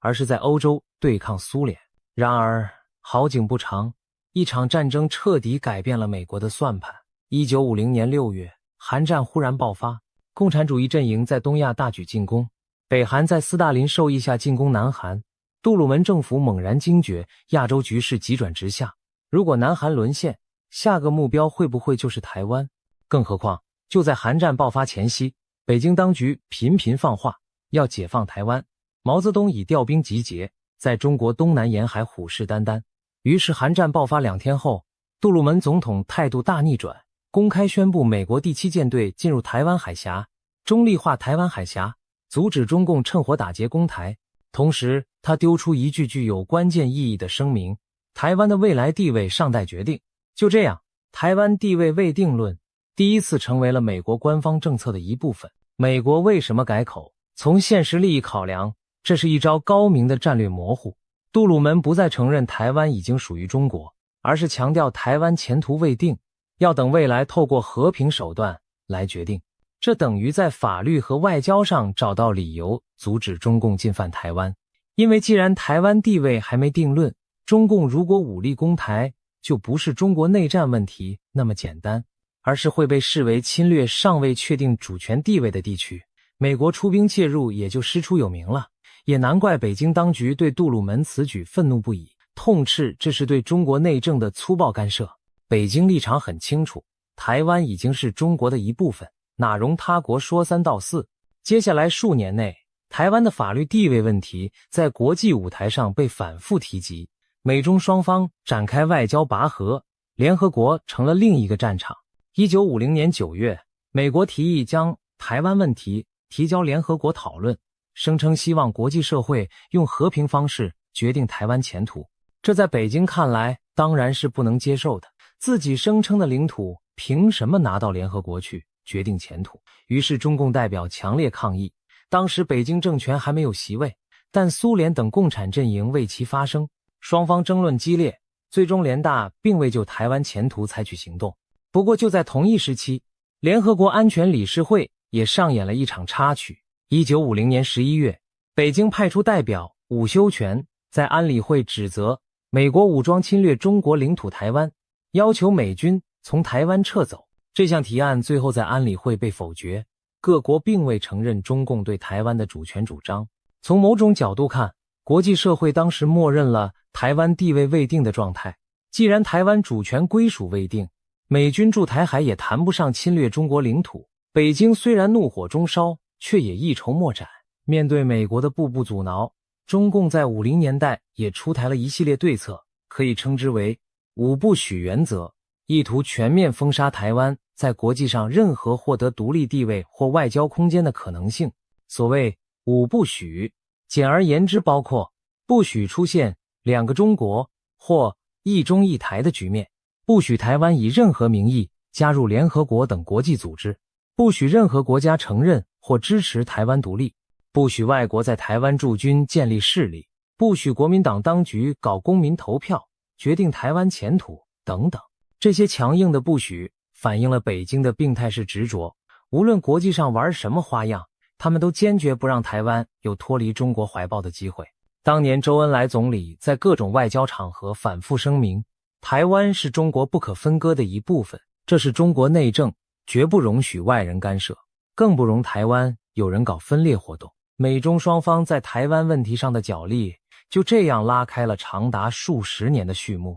台湾本身则夹在美中之间，地位扑朔迷离，一方面以中华民国之名实际统治着台澎金马，另一方面却因为国际政治现实而被冠上地位未定的特殊标签。在50年代中后期，两岸还爆发了2次台海危机，823炮战就是第2次危机的一部分。美国与中华民国签署共同防御条约，军事上保护台湾，同时美国也开始强调两岸争端应和平解决。换句话说，美方既不支持台湾独立，也不让中共武力犯台，维持台海现状成了美国的战略目标。台湾的未来暂时被冻结在这场冷战博弈中，虽未定案，却也安全无虞。台湾地位问题在1960年代末再度面临巨大转折，战场转到了联合国大会。随着越来越多国家承认中华人民共和国，北京当局要求取代台北在联合国中国席位的呼声日盛。经过常年拉锯，1971年联合国大会第2758号决议通过，恢复了北京在联合国的一切合法权利，明确由中华人民共和国政府取代中华民国政府，成为中国在联合国的唯一代表。同时决议也认为台湾的代表权问题属于中国内政。这项决议的通过标志着国际社会普遍承认北京政府是代表中国的唯一合法政府，而台北政权失去了联合国席位。从此，在联合国等正式外交场合再也看不到中华民国的身影。需要注意的是，2758号决议解决的是中国在联合国的代表权问题，并没有直接提及台湾主权归属。决议甚至没有使用台湾这个词，只是提到驱逐蒋介石的代表。北京将这视为国际对一中原则的背书，认定联合国已确认世界上只有一个中国，台湾是中国的一部分。但在许多西方国家，包括提出提案的阿尔巴尼亚等国，看来这项决议只是决定了谁代表中国，至于台湾的前途问题，决议并未说明。这种认知差异日后埋下了许多争议的种子。不管怎样，从1971年起，北京成功挤掉台北，成为联合国以及绝大多数国家的承认对象，台湾被排除在绝大多数政府间国际组织之外。中共的不许策略在这里大获全胜，至少在表面上，台湾在国际法理上仿佛被边缘化成中国的一个省，似乎完全失去了主体地位。然而，历史并未就此终结。就在联合国换位的同时，美国也在调整对华政策。尼克森总统访问北京，中美关系开始破冰。1972年上海公报中，美国认知 acknowledge 了两岸中国人皆认为只有一个中国的立场，并表示台湾是中国的一部分，这是中国方面的主张。美方没有反驳，也没同意，只是采取模糊态度带过。随后1979年，美国与中华人民共和国正式建交，承认北京政府为中国唯一合法政府，与台湾的中华民国政府断交撤军，废除中美共同防御条约。按理说，这时美国应完全尊重中国主权，不干涉台湾问题。但事实并非如此简单。美国在与北京建交的同时，巧妙地保留了实质上支持台湾的空间。首先，美国国会在79年通过《台湾关系法》，这是国内法。虽然外交上美国只承认北京，但这部法律保障了美国与台湾之间持续的实质关系，包括军售、防卫承诺等。《台湾关系法》明确写道，美国关切以和平方式解决台湾前途。任何试图用非和平方式决定台湾未来的举动，暗指武力犯台，都是对西太平洋和平安全的威胁，美国将予以高度关注。换句话说，美国没有放弃台湾，而是改以非官方形式继续维持与台湾的紧密联系。其次，在外交谈判时，美方也留了一手。1982年817公报中，美中就美对台军售问题作出协议。北京本以为美国会逐步减少军售，直至完全停止，但美国总统雷根同时对台湾做出了口头的6项保证，其中一项保证就是美国不承认中国对台湾主权的主张，以及不改变对台湾主权的立场。这其实再次呼应了台湾地位未定的立场。美国并未承认台湾属于中华人民共和国，中国的主权声索在美国看来不被接受。还有一项保证是不会在台湾前途问题上向北京征求意见，意思是美国不会拿台湾去和中国做私下交易，台湾的前途不能由美中两国背着台湾人民决定。这些保证后来虽然没有公开写入公报，但美国一直宣称遵守。由此可见，即便在美中建交后的蜜月期，美国依然保有台湾地位未定的政策遗产，只是很低调地埋在战略模糊中，不轻易公开宣扬。毕竟对美国而言，最理想的状态是两岸和平相处，自己不用选边站。但如果逼到不得不选时，至少还握有法律和道义上的理由来挺台湾。冷战结束后，两岸关系和美中台三角又发生了新的变化。一方面，台湾在民主化后本土意识高涨，越来越多人强调台湾自身的主体性，不愿再被矮化为中国的一省。1990年代，李登辉总统推行务实外交，甚至提出过特殊的国与国关系，试探性的为台湾寻求更多国际空间。另一方面，中共对台政策在经历过短暂怀柔后，很快转趋强硬。1995到96年，中共以飞弹试射的方式对台湾武力恫吓，台湾第一次民选总统前夕，引发第三次台海危机。美国则以派遣2艘航母战斗群进入台海的实际行动，示警北京不要轻举妄动。这次事件后，北京当局意识到美国仍是拦在统一大业前的最大障碍。此后，中共制定了反分裂国家法，明定若台湾走向分裂，暗指台独，就动武，同时不断增强军事实力，企图建立对台湾的压倒性优势。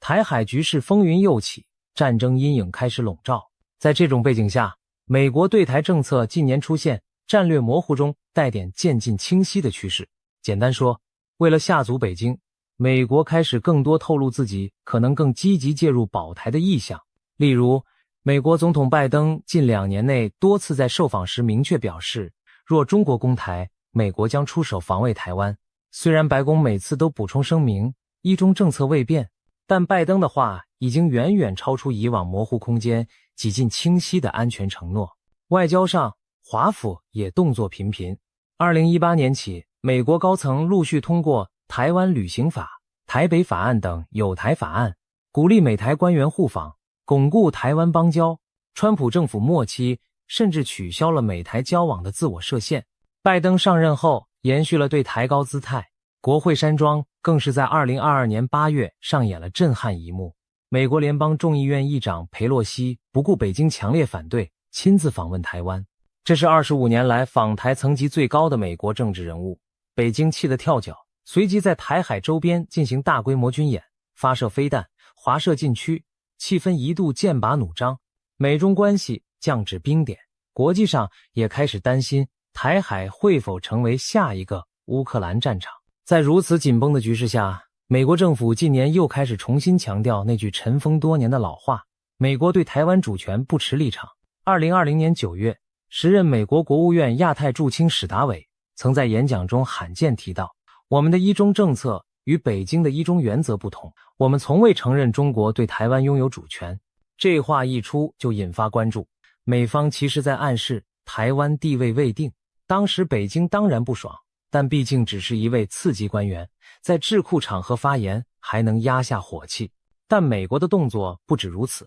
今年5月，美国国会众议院通过了台湾国际团结法案，直接对准联合国2758号决议作出诠释，声明该决议并未就中国与台湾的关系采取立场，也没有对台湾主权问题做任何表述。换句话说，美国立法机关正式表态，联合国可没承认台湾是中国的一部分，这等于从国际法理角度替台湾说话，反驳北京长期以来对2758号决议的过度解读。此外，国会还通过《台湾保证实施法》，要求行政部门深化与台湾的安全合作，支持台湾国际参与等等。美国这一系列举措在显示出华府对台政策正在逐渐摆脱过去那种过度自我钳制，变得更加大方大胆。北京的高压反而促使美国更公开地力挺台湾，以示不畏惧中共的胁迫。也许正是因为美国国会和行政部门频出重手，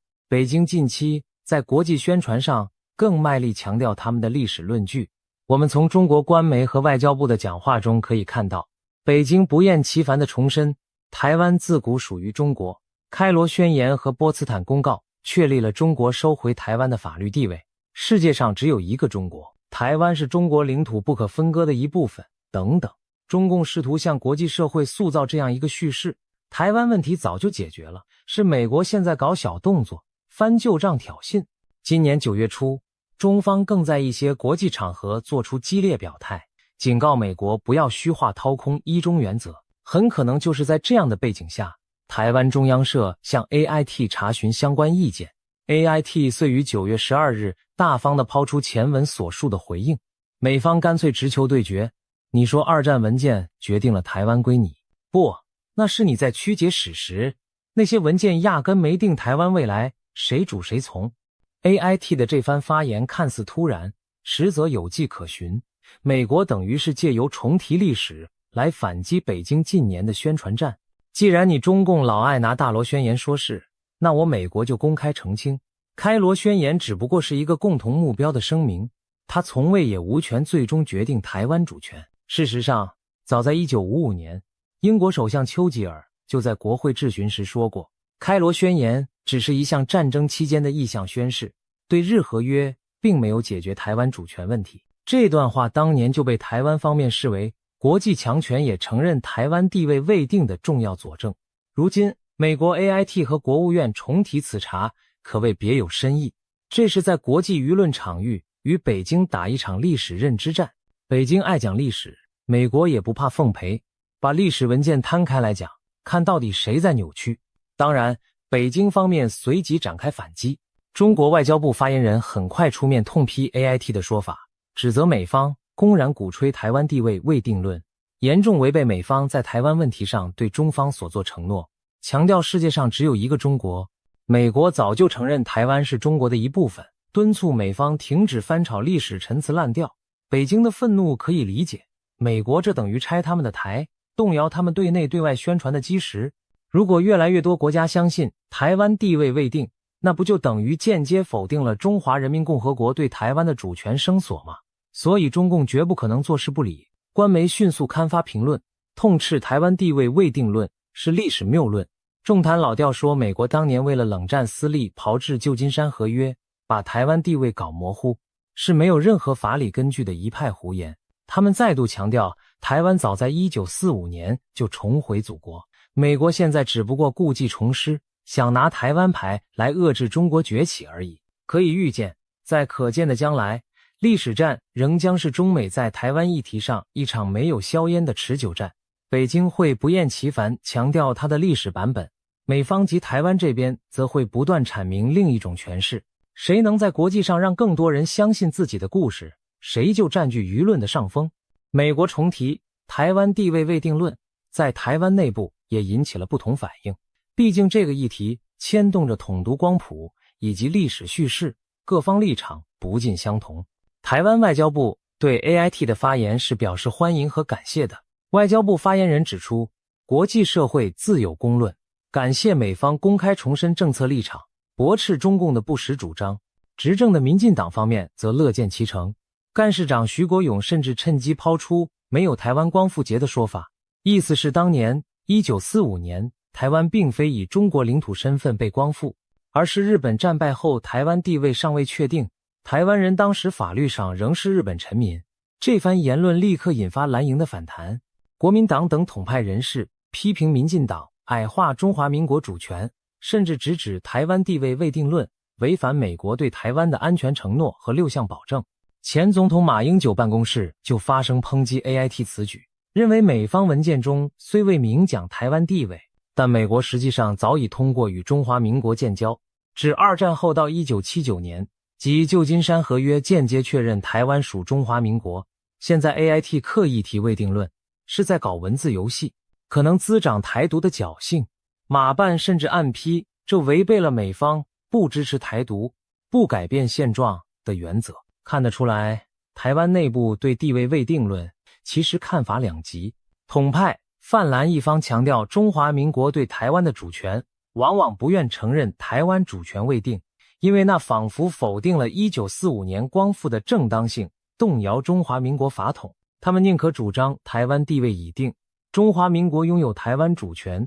只是中国内战尚未结束，这样既挡住台独，又不放弃自己是法统正宗。相比之下，偏独派泛绿阵营有人乐于接受未定论，因为这意味着台湾不是中华人民共和国的一部分，台湾人民有权自行决定前途。陈水扁政府时期就曾多次暗示台湾的国际法地位未定，并强调人民自决原则。只是过去台湾政府基于维持现状的考量，未定论并非官方主张，多数时候还是遵循中华民国现状论述。如今美国人自己说出未定论，倒让一些主张台湾主体性的民众感到振奋。看吧，连美国都说台湾主权没定案，那中共凭什么一天到晚声称拥有台湾？然而，从现实政治角度看，不论统派独派，其实都很清楚台湾目前的处境。无论追求统一或者独立，都面对巨大的障碍与风险。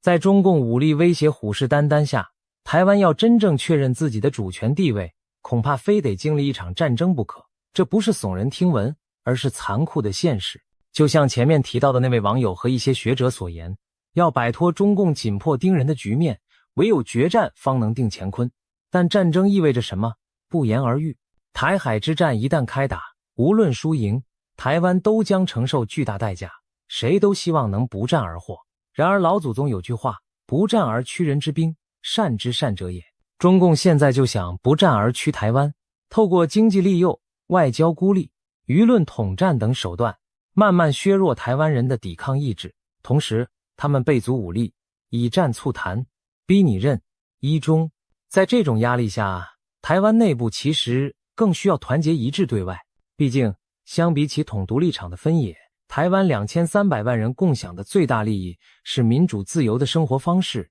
不想被集权统治所吞噬。这一点上，多数台湾人是有共识的。明居正教授等学者就指出，台湾地位问题怎么解？蓝绿内斗正中共下怀，必须一致对外。美国如今将台湾地位未定摊上台面，某种程度也是在提醒大家，台湾的未来还没定，不要自己先内耗打起来，让中共渔翁得利。事实上，北京最爱看的就是台湾内部分裂，你自己乱成一团，他就更好下手。反之，只要台湾朝野同心协力，不分彼此，国际社会包括美国才能更放心地挺台湾。因为知道台湾人民自己决心捍卫家园，历史已无数次证明，内部分裂只会削弱台湾在国际上的声音。早年国共内战让中国失去联合国席位，如今台湾若重蹈内斗不休的覆辙，恐怕连得来不易的民主果实都不保。从二战结束到冷战角力，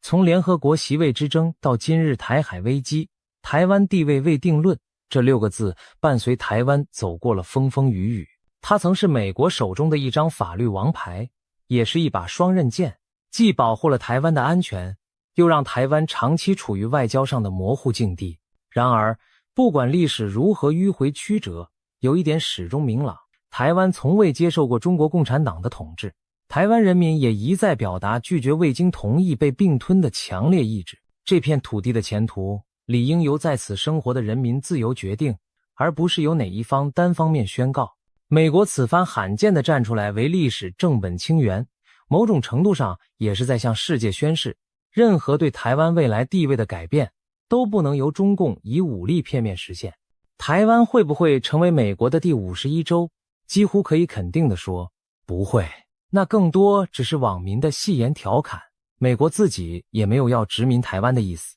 然而，台湾和美国的关系近年确实前所未有的紧密。美国军舰现身台海，国会议员接连访台，高阶军事交流传得沸沸扬扬，甚至传出美军在台协训的消息。种种迹象显示，在中共步步进逼之下，美台正在以行动告诉北京，别妄想用武力改变现状。如果北京一意孤行，真的企图以武力犯台，美国很可能不再保持模糊，而是坚定站在台湾一边。届时，美中势必正面碰撞，那将是整个亚太乃至全球的灾难。这个前景没有人乐见，但未来几年却又不能不防。所幸的是，台湾有韧性的民主，有先进的科技实力，也有愈来愈多国际友人愿意伸出援手。只要我们自己不放弃，希望之光就不会熄灭。最后，让我们回到开头的问题，台湾地位未定究竟意味着什么？它意味着历史的篇章尚未写完，台湾未来的名字尚有待填空。这既是挑战，也是机遇。对北京而言，他妄想亲手填上中国2字，但对台湾人民而言，答案只能也，必须由自己书写。地位未定不等于没有地位，命运未卜却绝非任人摆布。历史给了台湾一张尚未定局的考卷，而台湾人用数十年的努力向世界证明了自己的存在价值，一个自由、民主、繁荣的台湾早已是国际社会不容忽视的事实。展望未来，台湾该如何在未定的缝隙中闯出一条光明大道？或许答案正在我们脚下。坚定走好民主自由的路，团结一致，守护自己的家，冷静应对外来的威胁与利诱。在这条道路上，美国等伙伴会在需要时提供支援，但真正要决定台湾命运的，终究是台湾人民自己。当我们回顾这段漫长的历史长河，可以骄傲地说，尽管列强博弈，风雨飘摇，台湾人民从未放弃过追寻主体意志的努力。未定论提醒了我们危机，也启示了我们契机。唯有自强不息，才能在国际现实中争取应有的位置；唯有团结自主，方能化解强邻的觊觎野心。台湾不是别人的第51州，台湾是生生不息的台湾。无论国际法技术细节如何繁复，最终决定台湾地位的，只会是2300万台湾人民的集体意志。而我们相信，这份意志将如同宝岛上璀璨的灯火，照亮未来的道路，续写属于台湾的历史篇章。台湾的地位未定，但台湾人民追求尊严与自由的决心，历经风雨早已坚定不移。今天我们来聊聊最近在国际间引发巨大震撼的一件事。就在不久前，国际社会出现了一项史无前例的决议，正式承认了台湾国民的存在。这让北京当局气到几乎失控。或许你很难想象，短短4个字竟能掀起如此巨大的风暴，但这是真真切切发生的外交事件。从未有哪一次像这样简简单单几个字就让北京当局暴跳如雷，手足无措。我们今天就要深入探讨这场外交地震的前因后果，看看台湾是如何在国际舞台上重获性命，而北京的反应又为何疯狂到近乎丧失理智。这背后牵动的是半个多世纪来两岸角力和国际政治格局的巨变，十分值得我们细细道来。首先，我们要明白台湾国民这4个字有多么敏感稀有。自从1971年中华人民共和国取代中华民国取得联合国中国席位以来，北京当局就在全球范围内极力塑造一个框架，那就是台湾是中国不可分割的一部分。当年联合国大会通过了第2758号决议，承认中华人民共和国政府是中国在联合国组织中唯一合法代表，同时将蒋介石政权的代表驱逐出联合国。这对当时的台湾而言无疑是晴天霹雳，在国际法理上不仅失去了中国代表权，也等于丧失了在全球正式场合发声的席位。此后，北京将这项决议奉为一中原则的国际依据，逢人就强调联合国已经承认世界上只有一个中国，台湾是中国的一部分。随着冷战格局变迁，多数国家陆续转而承认北京政权并与之建交。与此同时，台湾的邦交国数目从当年的60多国逐渐减少。到了今日，台湾正式拥有的邦交国仅剩13个，大多是中南美洲和南太平洋的小型国家以及教廷。绝大多数联合国会员国在外交上都与北京建立了关系，官方文件中也刻意回避将台湾视作一个国家。可以说，过去半个多世纪，台湾不是国家，仿佛成了一条国际潜规则，大家口头上都遵循着这套说辞，以免触怒中国。然而，第2758号决议真的等于宣告台湾是中国的一部分吗？其实并非如此。那项决议的内容只处理了谁代表中国的问题，会员国们表决，让北京政权取代了蒋介石政府，代表中国参与联合国。但决议通篇没有提到台湾，更没有宣示台湾的主权归属。决议既没有说台湾是中华人民共和国领土，也没有授权北京代表台湾行使权利。换言之，联合国只是决定了中国席位由谁来做，但并没有裁定台湾的国际地位。这点非常关键。台北当局从未接受北京在联合国取代自己的地位，但在现实中势单力薄。每年虽然透过邦交国请求联大讨论台湾参与问题，却始终不得其门而入。北京则反复在国际场合暗示，甚至明言，联合国已经确认台湾属于中国。许多不明就里的国际舆论也因此产生误解，仿佛台湾问题在国际法上已有定论。然而事实并非如此。因此台湾政府这些年一再对外强调2758号决议不涉及台湾，台湾的前途只能由台湾人民决定。只可惜长久以来，国际社会大多选择对这个问题保持沉默，各国政府顾及北京的态度，不愿在台面上触及台湾主权未定这种逆鳞话题。于是数十年的一场集体装睡就这样持续着，大家心照不宣地回避台湾国家地位这个雷区。与此同时，台湾自身也在摸索出属于自己的道路。经历数十年的威权统治后，台湾在1987年解严，90年代逐步推动民主改革，最终于1996年实现总统直选，和平转型为自由民主社会。随着民主化进程，台湾人民的国族意识也发生了巨大转变，越来越多民众将自己认同为台湾人而非中国人。在21世纪的今天，各项调查显示，有高达80%的台湾居民以台湾人作为主要身份认同。台湾政府也在民主化后调整了自身定位，早在1991年就宣告终止动员戡乱时期，放弃对中国大陆的治权主张，专注治理台湾本岛及附属离岛等实际管辖区域。这意味着中华民国政府事实上已承认了海峡两岸互不隶属的现状。过去台北政府对外声称代表全中国，如今则转为强调台湾前途应由台湾人民自主决定。台湾的民主发展与本土意识让台湾是一个独特主体的观点在国际上更具说服力。毕竟当今台湾是一个运作成熟的民主法治社会，拥有2300万自我认同为台湾人的人民，他们的意愿与人权不容忽视。正因如此，国际社会也越来越认识到，台湾问题的本质不是冷冰冰的领土争端，而是千万活生生人民的自由与未来。其实在这种表面文章背后，许多国家对台湾的地位采取的是战略模糊。例如，美国在与北京建交的公报中仅仅认知 acknowledge 中国关于台湾主权的主张，但从未正式承认台湾是中国的一部分。同时，美国国内通过台湾关系法明文保障与台湾持续往来，并协助其自我防卫。这说明美国的一中政策并不等于北京的一中原则，美方其实保留了态度上的空间。欧洲多国也是类似，虽然与北京建交，但强调两岸问题应和平解决，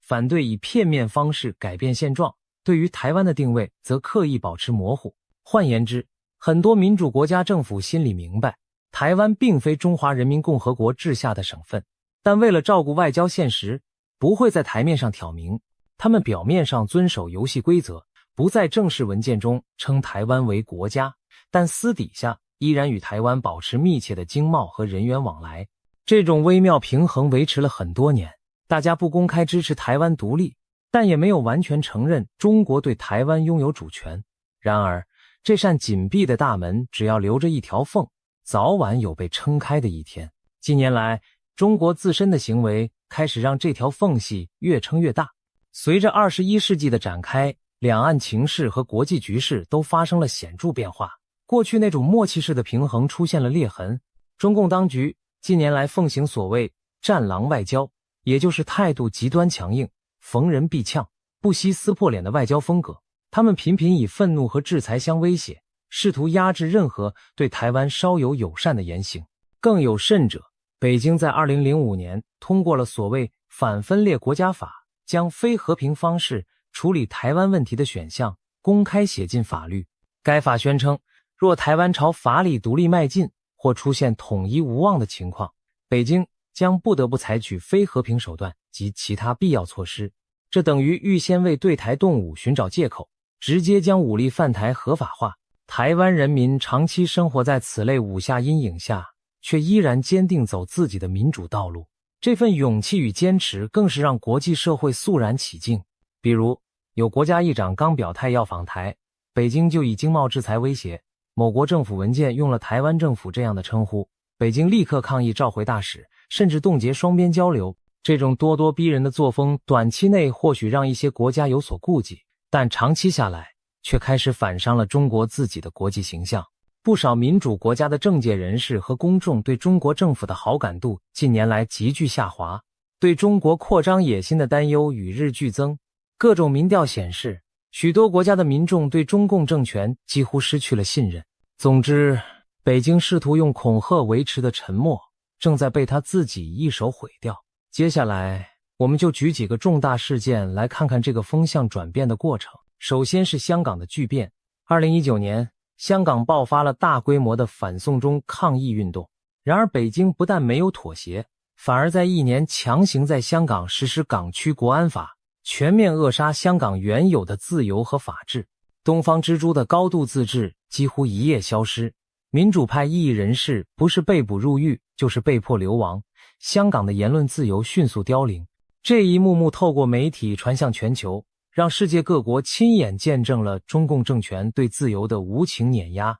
一国两制在香港的彻底失败，犹如当头棒喝，使得台湾朝野和民众更加坚定地拒绝接受北京描绘的统一前景。因为香港的遭遇证明了，北京的承诺可以说变就变。对国际社会而言，香港沦陷也拉响了警报。今天香港的命运很可能就是明天台北的下场。如果台湾落入北京手中，民主体制恐怕也将转瞬消失。正因如此，香港事件之后，国际舆论对台湾的同情和支持明显上升。许多国家开始更直白地声援台湾维持现状的权利。例如，日本前首相安倍晋三就曾公开表示，台湾有事即日本有事，也就是日美同盟有事。这番惊人之语在以前几乎不可想象，但在香港巨变后，类似的声音变得越来越常见。自由世界开始意识到，捍卫台湾其实就是在捍卫我们共同的民主价值与安全。台湾不再被视为一个遥远陌生的小岛，而是民主阵营的一员。接着，新冠疫情期间，台湾在国际组织中遭受的不公待遇，也让世人重新审视对台政策。2020年爆发的新冠肺炎疫情中，台湾因防疫得当、信息透明，确诊和死亡人数长期维持在全球最低水平，堪称防疫模范生。对比之下，中国最初隐瞒疫情信息且拒绝国际调查，引发各国普遍不满。疫情期间，许多国际人士开始质疑，为什么世界卫生组织 WHO 在全球公共卫生危机下，仍然把表现优异的台湾拒之门外。原来这背后正是北京从中作梗。中国坚持 WHO 不得邀请台湾以哪怕观察员身份参加世界卫生大会 WHA， 宁可让全球防疫少一块拼图，也不肯给台湾任何国际曝光的机会。这种做法实在过于狭隘，也危及全球卫生安全。因此，自2020年起，包括美国、加拿大、日本、澳洲等国的外交部长和卫生部长都公开发声，支持台湾有意义地参与 WHA， 但北京依旧我行我素，硬是阻挡了台湾参与。这件事让更多国际人士看清，中共可以为了政治目的而牺牲全人类的共同利益。相较之下，台湾的存在不应再被忽视。国际上一股台湾可以帮忙 Taiwan can help 的声浪自下而上兴起，更强烈地质疑过去对台不公平待遇的合理性。北京对台湾的打压在这场全球危机中显得格外刺眼。民主阵营开始认为有必要适度调整以往过于苛刻、排斥台湾的做法。再来谈乌克兰战争对台湾问题的间接影响。2022年，俄罗斯突然对乌克兰发动全面侵略战争，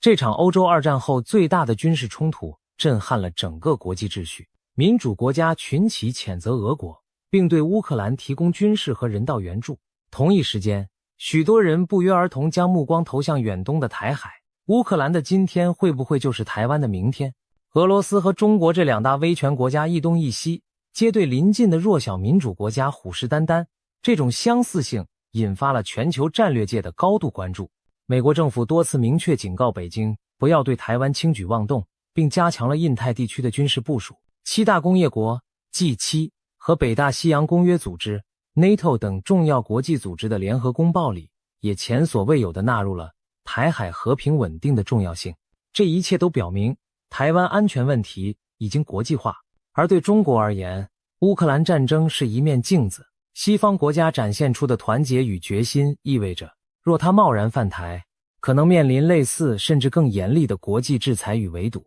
在这种氛围下，欧美对台湾的支持不再只是口头声明，而是包括更实质的行动。美国不仅持续对台军售，还加强与台湾的经济和科技合作。欧洲议会也多次派团访问台湾，并通过决议呼吁欧盟深化对台关系，协助台湾参与国际组织。可以说，台湾正从孤军奋战走向盟友齐援。民主阵营已经意识到，一旦台海失守，整个国际秩序将遭受极大冲击。这不只是某一国的事情，而是所有民主国家的共同责任。然而，每当国际上对台湾展现善意时，北京方面的反应几乎都是暴跳如雷、过度失控。举几个例子，2022年8月，美国众议院议长裴洛西不顾中国警告毅然访问台湾，这是美国政府排名第3的高层25年来首次访台，此举令北京震怒。中共随即在台湾周边展开前所未见的大规模军事演习，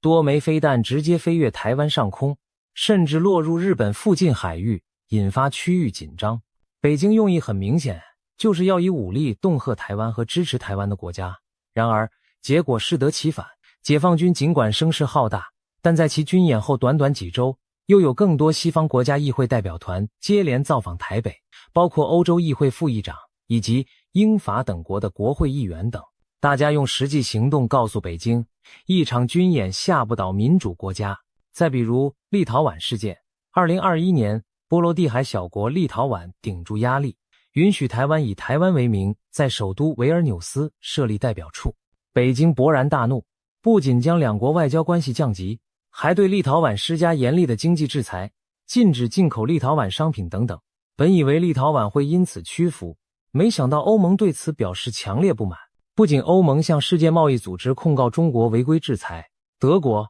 法国等大国也纷纷表态支持立陶宛，加码在经贸上给予协助，以缓解其损失。这件事闹到最后，中国不仅没能逼倒立陶宛，反而让自己在欧洲的声誉一落千丈。欧洲更多国家开始反思，如果连一个小国释出对台湾的友善都要遭中国如此霸凌，那我们是否更应该联合起来，更明确地对抗这种威吓？可以说，中国靠恐吓维系的禁忌结界正在逐渐崩解，越来越多国家认清，退让只会换来禁逼，唯有团结一致，坚决抗衡，才能打破威权给世界套上的枷锁。种种迹象显示，国际社会对台湾的态度正在改变。然而，正当这股趋势蓄势而起之际，中共在2025年犯下了一个严重的战略错误，他将对台湾人士的迫害手段无限延伸到海外，当众撕下了最后的伪装。事情的起因是这样的，2025年11月初，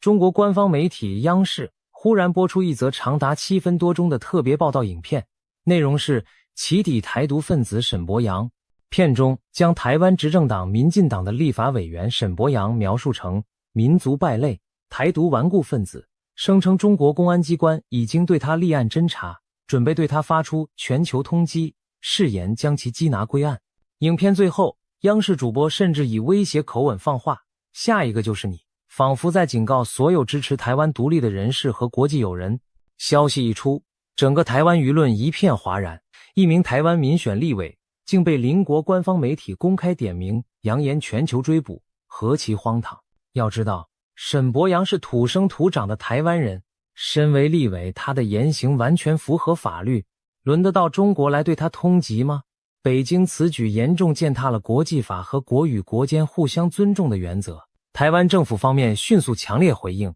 总统府和大陆委员会纷纷谴责北京的无理行径，明确表示中国对台湾人民没有任何司法管辖权。陆委会主委更呼吁各国政府务必认清并拒绝配合中国非法的跨境追捕行动。民进党也在第一时间痛批北京蛮横到丧心病狂，指出这种跨境绑架式威胁就是近年来国际上臭名昭著的跨境镇压手法之一。确实，回顾过去几年，中共在海外打压异议人士的恶行层出不穷，包括设置秘密警察站强迫流亡者回国，绑架香港铜锣湾书店店长等例子。然而公开扬言跨境抓捕台湾现任立法委员还是头一次。北京本想以张牙舞爪的姿态制造恐惧，吓阻台湾内部和海外支持台湾的人，却完全误判了形势。这种举动不但无法令台湾人屈服，反而让全世界更加看清中共政权的霸道与疯狂。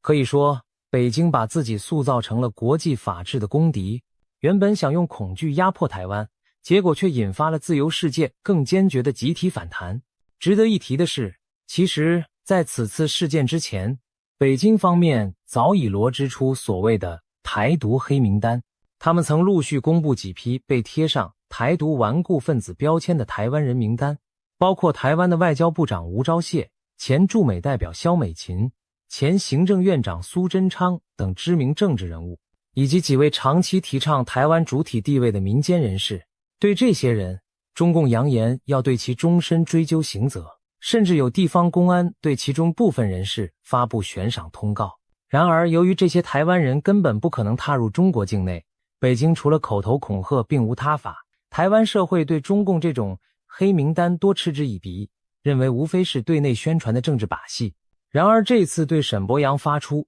全球通缉，性质就大不相同了。第一，沈伯洋是现任民意代表，北京直接对他下手，等同于挑衅台湾的民主选举制度。第二，中共企图利用国际刑警组织 Interpol 等管道，把这场政治迫害伪装成国际刑事合作，这不仅是对台湾内部的恐吓，更是直接要求国际社会配合其践踏台湾法统。这两点远远超出了各国能容忍的底线，难怪台湾官方言辞抨击，这是对两岸关系、区域和平以及台湾人民生命安全的最大威胁，是对整个自由世界公然的挑衅与安全威胁，必须予以严厉谴责。北京的疯狂举动无形中把自己推上了全球对立面。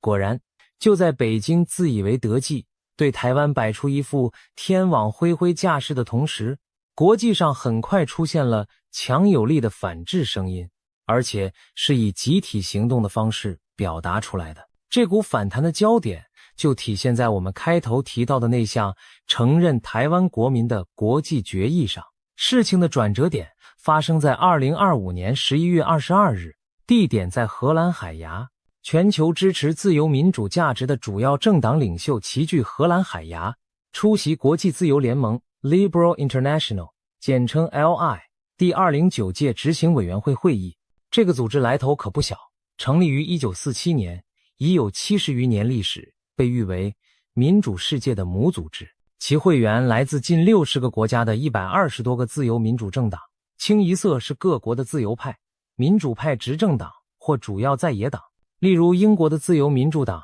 德国的自由民主党 FDP、法国的中间派民主运动，以及亚洲许多国家的民主演进党等都名列其中。这些政党多数在各自国内拥有国会席次，不少还曾执政或参与执政，对本国政府政策有相当影响力。可以说，国际自由联盟是一个超越国家层级的自由政党联合国。当这样级别的组织通过决议时，往往意味着国际舆论风向的转变。台湾的民主进步党也是该联盟的重要成员之一，常年积极参与其活动。这一次海牙会议，民进党派出了2位年轻立委范云和沈伯洋代表出席，其中范云同时担任国际自由联盟副主席。正因有他们的积极倡议，加之沈伯洋刚好成为北京跨国镇压的最新目标，各国自由政党对此高度关注，于是紧急动议讨论，并无异议通过了一项史无前例的决议案。这就是轰动一时的谴责中共对台湾人民的跨国镇压紧急决议。值得一提的是，除了这项针对沈伯洋事件的决议外，会议同时还通过了另一项相关决议，名称是捍卫民主与全球秩序，支持台湾的民主韧性与国际参与。2项决议相互呼应，都清楚向世界宣告，自由民主阵营将坚定和台湾站在一起，共同对抗来自威权主义的威胁与挑战。我们重点关注那份与台湾国民有关的跨国镇压谴责决议。根据公开文本，决议明白无误地指出了以下几点。首先，强烈谴责中国当局近期对台湾人民进行的跨境恐吓和司法迫害行为。第二，宣示中国对台湾人民不具有任何法律权利或司法管辖权，中国试图将其国内法律延伸适用于台湾人是非法的、滥权的。第三，认定中共运用所谓红色通缉令等手段跨国追捕台湾人，已经严重违反人权与国际法原则。第四，呼吁全球民主国家加强法律保障与国际合作，防堵中共这类跨境镇压和长臂管辖等威权手段。第五，明确澄清并重申，联合国大会第2758号决议与台湾无关，该决议仅处理中国代表权问题，从未裁决台湾主权地位，更未授权中共代表台湾。因此，各国政府应正视台湾对国际社会的贡献与重要性，积极支持台湾有意义地参与国际组织与活动，不能再让中国片面曲解历史文件来排除台湾。这些措辞可谓字字千钧，掷地有声，每一条都直接击中了中共多年来对外宣传的要害。尤其第二点明言，中共对台湾国民没有司法管辖权，等于在国际法框架下正式宣告，北京声称对台湾拥有的主权与司法权是虚妄且非法的，这无疑当众撕破了中共半世纪以来精心构筑的法律谎言。一直以来，北京最喜欢向国际宣称的说法，莫过于全世界都承认台湾是中国的一部分，联合国让中共代表全中国包括台湾。如今这份决议公开澄清了事实，等于当众拆穿了骗局。决议措辞中甚至出现，当一个政权在境外威胁、追捕他国公民时，国际法视其为跨国有组织犯罪，这样严厉的定性。换言之，国际自由联盟在决议中首次把中共政权定位为跨国犯罪集团。平时各国外交场合顶多批评某国政府侵犯人权、破坏规则，极少使用如此不留情面的字眼，这足见自由世界对中共行径的忍无可忍，以及这次决议在用语上的划时代突破。与此同时，另一项捍卫民主与全球秩序决议则从更宏观层面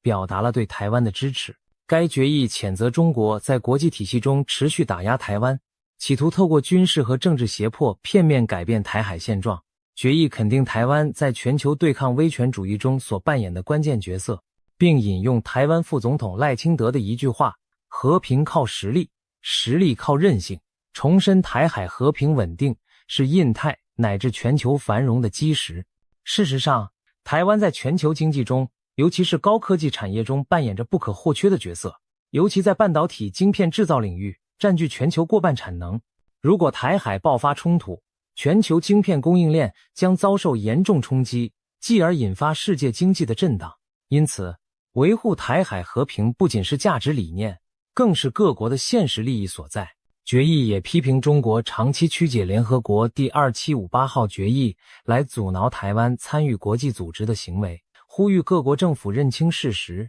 别再被中共片面的历史说辞所误导。各国应更积极支持台湾的国际参与，强化台湾的民主韧性，共同捍卫以规则为基础的国际秩序。这份决议等于在更广义的高度将台湾议题上升为民主对抗威权的象征。它和前述紧急决议一样，都发出了民主世界齐声挺台的明确信号。民进党代表范云和沈伯洋也在会中积极发言，向各国代表详述中国对台湾的认知作战、渗透破坏等手法，呼吁民主国家必须联合起来提高警觉。范云强调，中国威权扩张已是全球课题，唯有民主国家团结一致，才能有效应对。沈伯洋则分享台湾近年来如何建立法治与社会韧性，来抵御中共的渗透与干扰。他们的呼吁引起与会者强烈共鸣，可见台湾人在国际舞台上早已不只是受害者，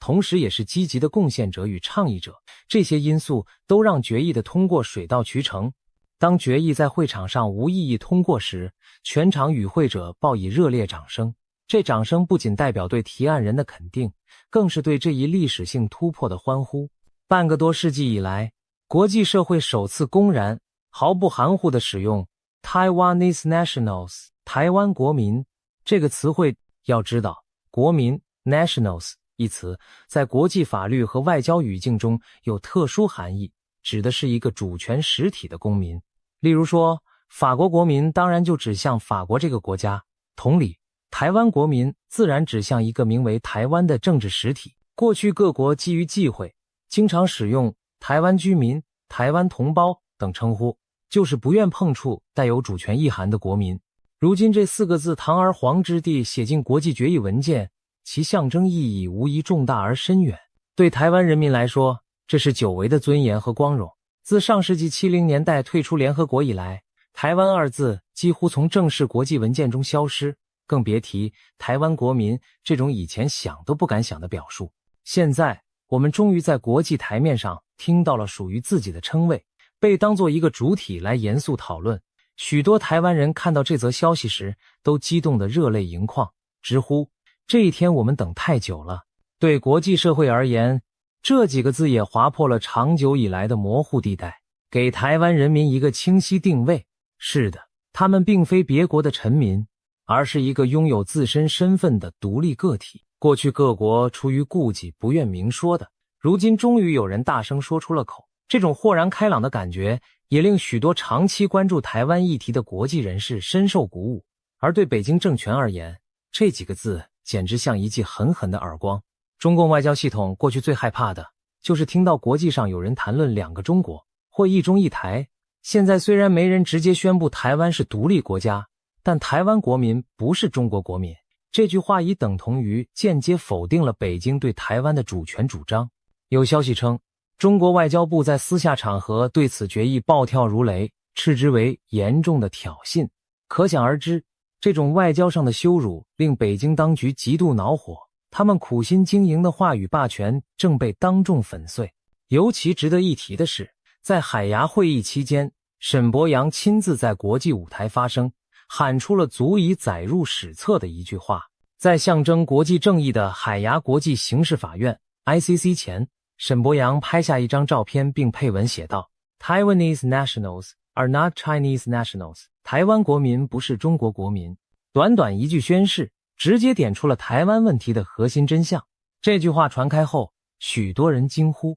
这简直可以载入未来国际关系教科书的名言。没错，台湾人不是中国人，这本来是显而易见的常识，但长期以来却成了政治禁忌，不能说破。沈伯洋如此大胆而正式地在国际场合说出这句话，标志着台湾的主体意识首度在全球亮相。对台湾人来说，这8个字说到了心坎里，我们终于在国际上扬眉吐气了一回。台湾政府对此也表达了高度的欢迎与感谢。总统府发言人表示，这项决议证明国际社会日益支持台湾，也认清中国无权代表台湾的事实。台湾对所有友邦的声援深表感激。外交部随后发表声明，感谢国际自由联盟伸张正义，强调台湾将持续坚定捍卫民主自由，积极争取国际参与，不会辜负国际社会的期待。许多台湾民众也在社群媒体上热烈讨论此事，直呼真是大快人心，我们终于等到这一天。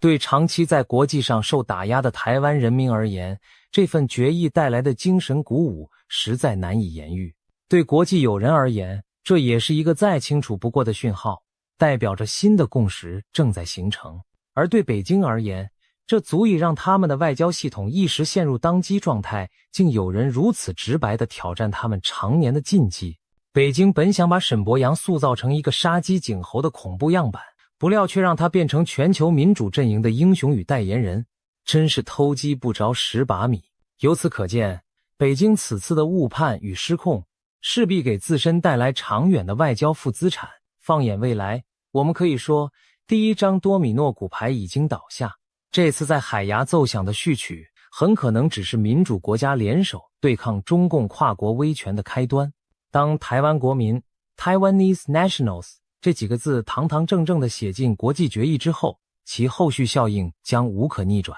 或许真的如人们所预言，今天是国际自由联盟，明天可能就是更大的区域性组织，后天则会有更多国家政府正式表态。这份决议仿佛推倒的第一张骨牌引发的连锁反应将一发不可收拾，国际社会势必更加公开地拒绝中共以法律文字编织的假一中论调，而台湾将获得越来越多的国际空间与尊重。其实，在这份划时代决议出台前，就已经有一些征兆隐约可见。例如2024年对中政策跨国议会联盟 IPAC 在台北举行全球峰会时，也无异议通过了一项典范决议，明确认定联合国2758号决议未对台湾的地位做出决定，并呼吁各国支持台湾重返国际舞台。从国会到政党，国际政坛都在形成这样的共识。美国国会2023年通过了台湾国际团结法案清楚阐明，联合国2758号决议不包含台湾，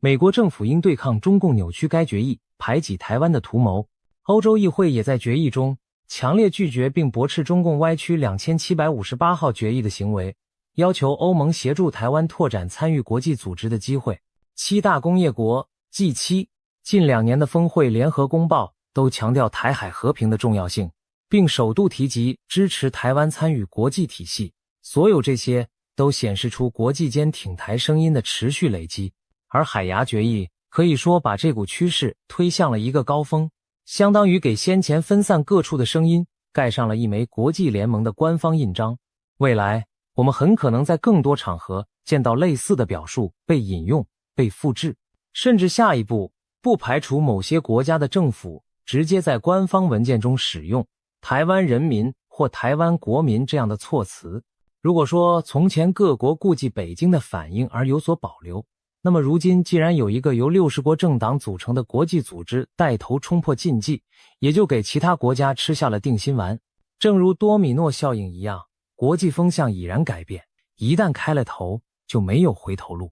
当然我们也必须看到，台湾要真正重返联合国等国际组织依然是道阻且长。北京握有联合国安理会常任理事国的否决权，只要中共政权一日不改变态度，就几乎不可能让联合国会员国2/3多数同意接纳台湾。然而国际政治从来不是一成不变的，随着这次决议带来的冲击，台湾重返联合国还会远吗？这样的疑问如今听来已不再天马行空。至少各国可以透过更多创新的方式提升台湾的国际地位，例如在不触及正式会员资格的前提下，支持台湾以观察员或其他特殊身份参与更多的国际组织，又或者推动联合国体系重新检讨2758号决议的适用范围，澄清台湾并未被包含其中，进而为台湾寻找参与国际事务的替代途径。事实上，台湾方面也一直努力不懈。2024年，台湾政府就在推动联合国相关倡议，着重驳斥2758号决议遭曲解与滥用的问题，呼吁国际社会正视这项历史谬误。现在有了国际自由联盟决议的助力，台湾的这些国际倡议无疑多了一份重要支撑。未来数年内，如果我们看到更多联合国会员国在大会发言中提及台湾，呼吁联合国别再错用2758号决议，也不必惊讶，因为这背后的种子正是通过此次海牙决议等努力所播下的。长远而言，一旦国际社会形成共识，认定台湾不应再被排除在外，那么即使中共反对，也可能出现某种折中方案，使台湾能以一定形式重新融入联合国体系。这些发展以前看似遥不可及，现在却开始变得可以期待。历史上也并非没有类似的案例，昔日东德与西德，南韩与北韩，虽然彼此都声称拥有代表整个民族的主权，但最终这两对政权都能同时加入联合国，形成事实上一个民族两个代表权。或许未来在国际组织的安排上，两岸也有可能找到新的共存模式，在维持台海和平的前提下，让双方都各自参与国际社会，不失为一个现实可行的思路。当然，以目前情况看，北京当局对此依然强硬否定，一口咬定只有他能代表台湾。不过随着国际思维的转变，这种陈旧立场将愈发站不住脚。只要台湾2300万人民在这个世界上坚定存在一天，就没有人能永远否认他们在国际社会中的地位。正如一句名言所说，世界上唯一不变的事情，就是一切都在变。如今，台海局势的变革契机已然浮现。对北京当局而言，这份决议无疑打在痛处，他们或许会故作镇定地贬低决议，声称这没有法律效力，只是民间组织自说自话。然而越是如此歇斯底里，越暴露出他们内心的恐惧与焦躁。毕竟政治和道义的力量同样不容小觑。这份决议所传达的价值立场，必将影响各国对台政策的讨论方向，为未来各国官方采取更大胆的挺台行动奠定舆论基础。他们心里其实非常焦虑，因为这次事件证明了他们无法再一手遮天，至少在民主世界里，他们的影响力正日渐式微。更令北京担忧的是中国国内民众对这些外部变化的反应。中共常年对内灌输全世界都承认台湾是中国领土的论调，如今这项国际决议等于当众打脸，如果国人知道真相，势必对当局的公信力造成冲击。因此我们看到北京对这次决议几乎完全噤声，中国国内媒体对国际自由联盟这场历史性会议只字未提，网络上如果有流传相关信息，也会被迅速删除屏蔽。这再度印证了北京心虚的本质。如果他真觉得自己理直气壮，又何惧不同的声音？唯有心中有鬼者，才害怕人民听到真相与意义。从这个意义上说，国际自由联盟这项决议，除了在国际上对抗中共的跨国恶行外，也对其国内舆论造成了一定牵制。北京现在陷入一种进退维谷的困境，继续强硬吧，只会促使更多国家站到其对立面；若想缓和吧，又无法向国内强硬派和民族主义交代。一个政权若只能靠谎言和恐惧来维系，那它的失败也只是迟早的问题。面对这样的处境，北京政权又能如何自处？继续咆哮抗议吗？那不过是自暴其短，让更多国家看清它的霸道本质，改弦易辙，放弃对台敌意吗？短期内他们不可能低头，于是只剩下一条路可走，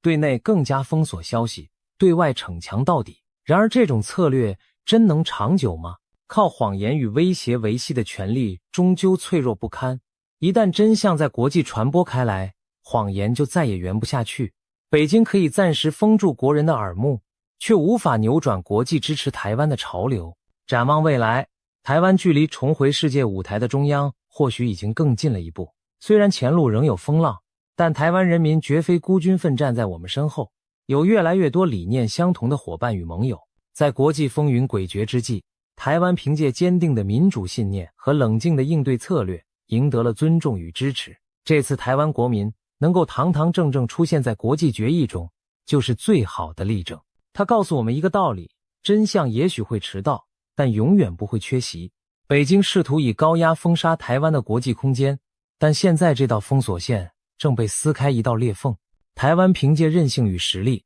在困境中一次次转危为安。不论国际局势如何变化，只要我们坚守民主自由的价值，加强自身防卫的能力，就能立于不败之地。当世界看见台湾的进步与努力，自然会有越来越多人伸出援手。这场外交地震的余波或许才刚刚开始发酵，未来可能还会有更大的风浪等待着台湾，但我们也完全有理由保持信心，因为台湾走在历史正确的一边。台湾加油，民主加油，让我们共同期待一个更加自由开放的国际舞台，早日迎接堂堂正正的台湾再次登场。今天我们要聊一件史无前例的大事，有史以来第一次，一个世界大国突袭世地，以立法方式力挺台湾，把保护台湾海峡白纸黑字写进了本国法律，让北京当局当场傻眼。为什么这个国家要如此大动作挺台湾？这部法律的内容到底是什么？幕后又发生了哪些曲折？今天就让我们深入探讨这段精彩的故事。首先，哪一个大国竟然把保护台海写入法律呢？答案可能出乎不少人意料，是法国。没错，就是欧洲历史悠久的外交强国，联合国五常之一的法国。就在2023年8月，法国总统马克宏正式颁布一项名为2024年至2030年军事规划法的法律，俗称7年建军法。其中明文强调，法国作为印太地区的重要力量，将依据国际海洋法持续捍卫印太地区的航行自由，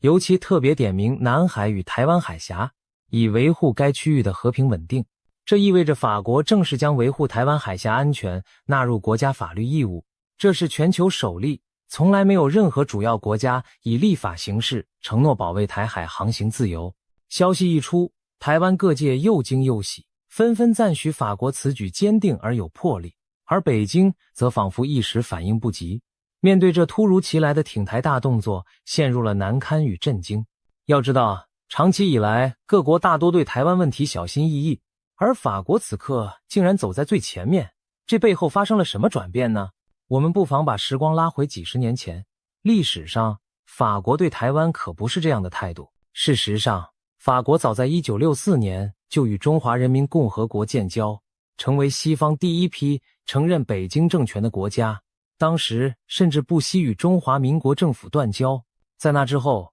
法国官方长期奉行所谓一中政策，与台湾仅维持民间往来。更夸张的是，1991年，法国曾经不顾北京反对，出售先进战机幻象2000和拉法叶军舰给台湾，引发中国愤怒制裁。北京大发雷霆，中法关系一度降到冰点，迫使法国低头妥协。1994年1月，中法两国发表联合公报，法国郑重承诺今后不再批准法国企业参与武装台湾，简单说就是答应不再卖武器给台湾。借此，北京才同意恢复跟巴黎的关系正常化。这段往事让台湾人记忆犹新。20世纪末的法国曾为了讨好中国，不惜牺牲对台合作，一度被认为是对北京最顺从的西方国家之一。然而风向正在改变，进入21世纪后，尤其最近10年来，北京当局在国际上的态度日趋强硬，不论是南海军事化，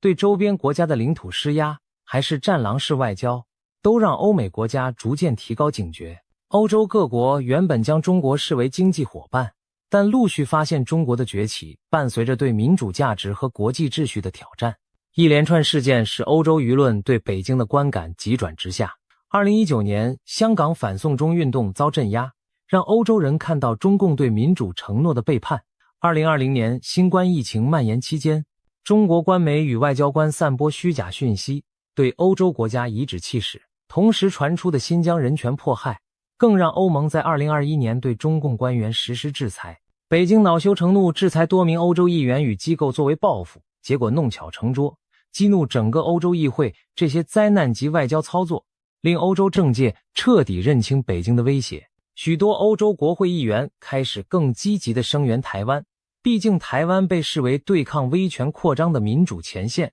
就在这种大背景下，欧洲对台湾的支持声浪迅速升温。2021年可以说是转折点之一。当年4月，欧洲议会以绝对多数通过首份欧盟台湾政治关系与合作报告，呼吁深化与台湾的关系。同年，各国议会也纷纷行动起来，法国正是其中的先行者。2021年5月，法国参议院无异议通过决议，公开力挺台湾参与国际组织，包括世界卫生大会等。接着11月，法国国民议会相当于下议院也以压倒性票数通过类似决议，呼吁政府支持台湾参与国际组织。这些决议虽然不具法律约束力，但政治意义重大。这是法国国会史上首次公开表态支持台湾的国际地位。当时中国驻法大使馆跳出来抗议，声称这些议员是刻意替台独势力张目。但是法国民意代表们并未退缩，反而让更多议员意识到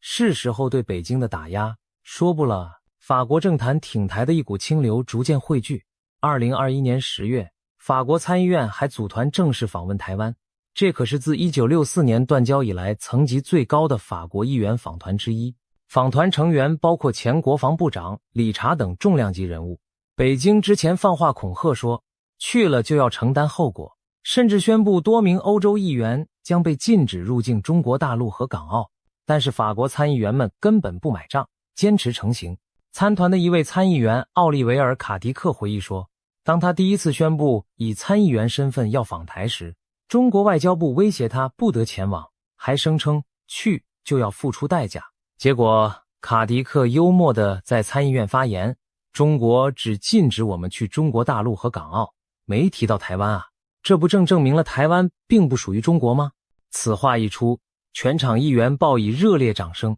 中国的恐吓反而从侧面承认了台湾非其领土，真是讽刺。可以说，北京的高压恫吓不仅没能阻止法国挺台，反而激起更大反效果。法国国会中支持台湾的力量明显在增强，参议院的友台小组人数在短短几年内扩大了约3倍，从原本20多人暴增到60多人，成为参议院内成员最多的小组之一。这些议员来自执政党与在野党，各派一致，在台湾议题上找到了共同立场。民主阵营应该联合起来抗衡威权霸凌。尽管国会山雨欲来，法国政府高层当时却一度释放出相反的讯号。2023年4月，法国总统马克宏访问中国，会晤了习近平。访中结束后，马克宏在返程专机上接受媒体采访时抛出惊人之语。他表示，欧洲应避免卷入美中在台湾问题上的冲突，不要当美国的附庸。欧洲要追求战略自主，不应卷入台海危机。他甚至暗示台湾问题是美中之间的事，欧洲不该跟风。此言一出，国际舆论哗然，许多欧洲盟友深感错愕和不满，认为马克宏的发言等于削弱对台湾的支持，向北京示弱。在法国国内，马克宏的言论也遭到不少抨击。刚刚那位参议员卡迪克就公开批评了马克宏的看法，还有一些法国政要认为，总统此番表态与法国一贯主张的人权价值相违，也和法国长期倡导的航行自由立场矛盾。毕竟法国是欧洲最早提出印太战略的国家之一，自2018年起，法国官方就强调印太地区，包含台海，对法国利益的重要性。马克宏的发言似乎在拉低调门，与国会日益高涨的挺台声浪形成鲜明反差。接下来发生的事犹如一场戏剧性的反转，总统想降调，国会却选择提调，而且是用最正式的立法手段。2023年7月中旬，法国国会上下两院分别对新的军事规划法草案进行辩论和表决。在国会讨论中，不少议员提议在这份7年军事发展蓝图中加入对印太安全与台海和平的承诺。一开始，这或许只是国会自发的倡议，但令人意外的是，法国政府也没有反对。据卡迪克后来透露，就在参议院辩论表决前2天，时任法国国防部长勒克努特地打电话给他，表示政府支持在军事规划法中纳入有关保卫台海航行自由的条文。有了政府松口，法案在参议院和国民议会都顺利通过了关于台海的文本。于是，这项前所未见的内容就此写入法国未来7年的国防蓝图。7月12日，国民议会表决通过；7月13日，参议院也高票通过。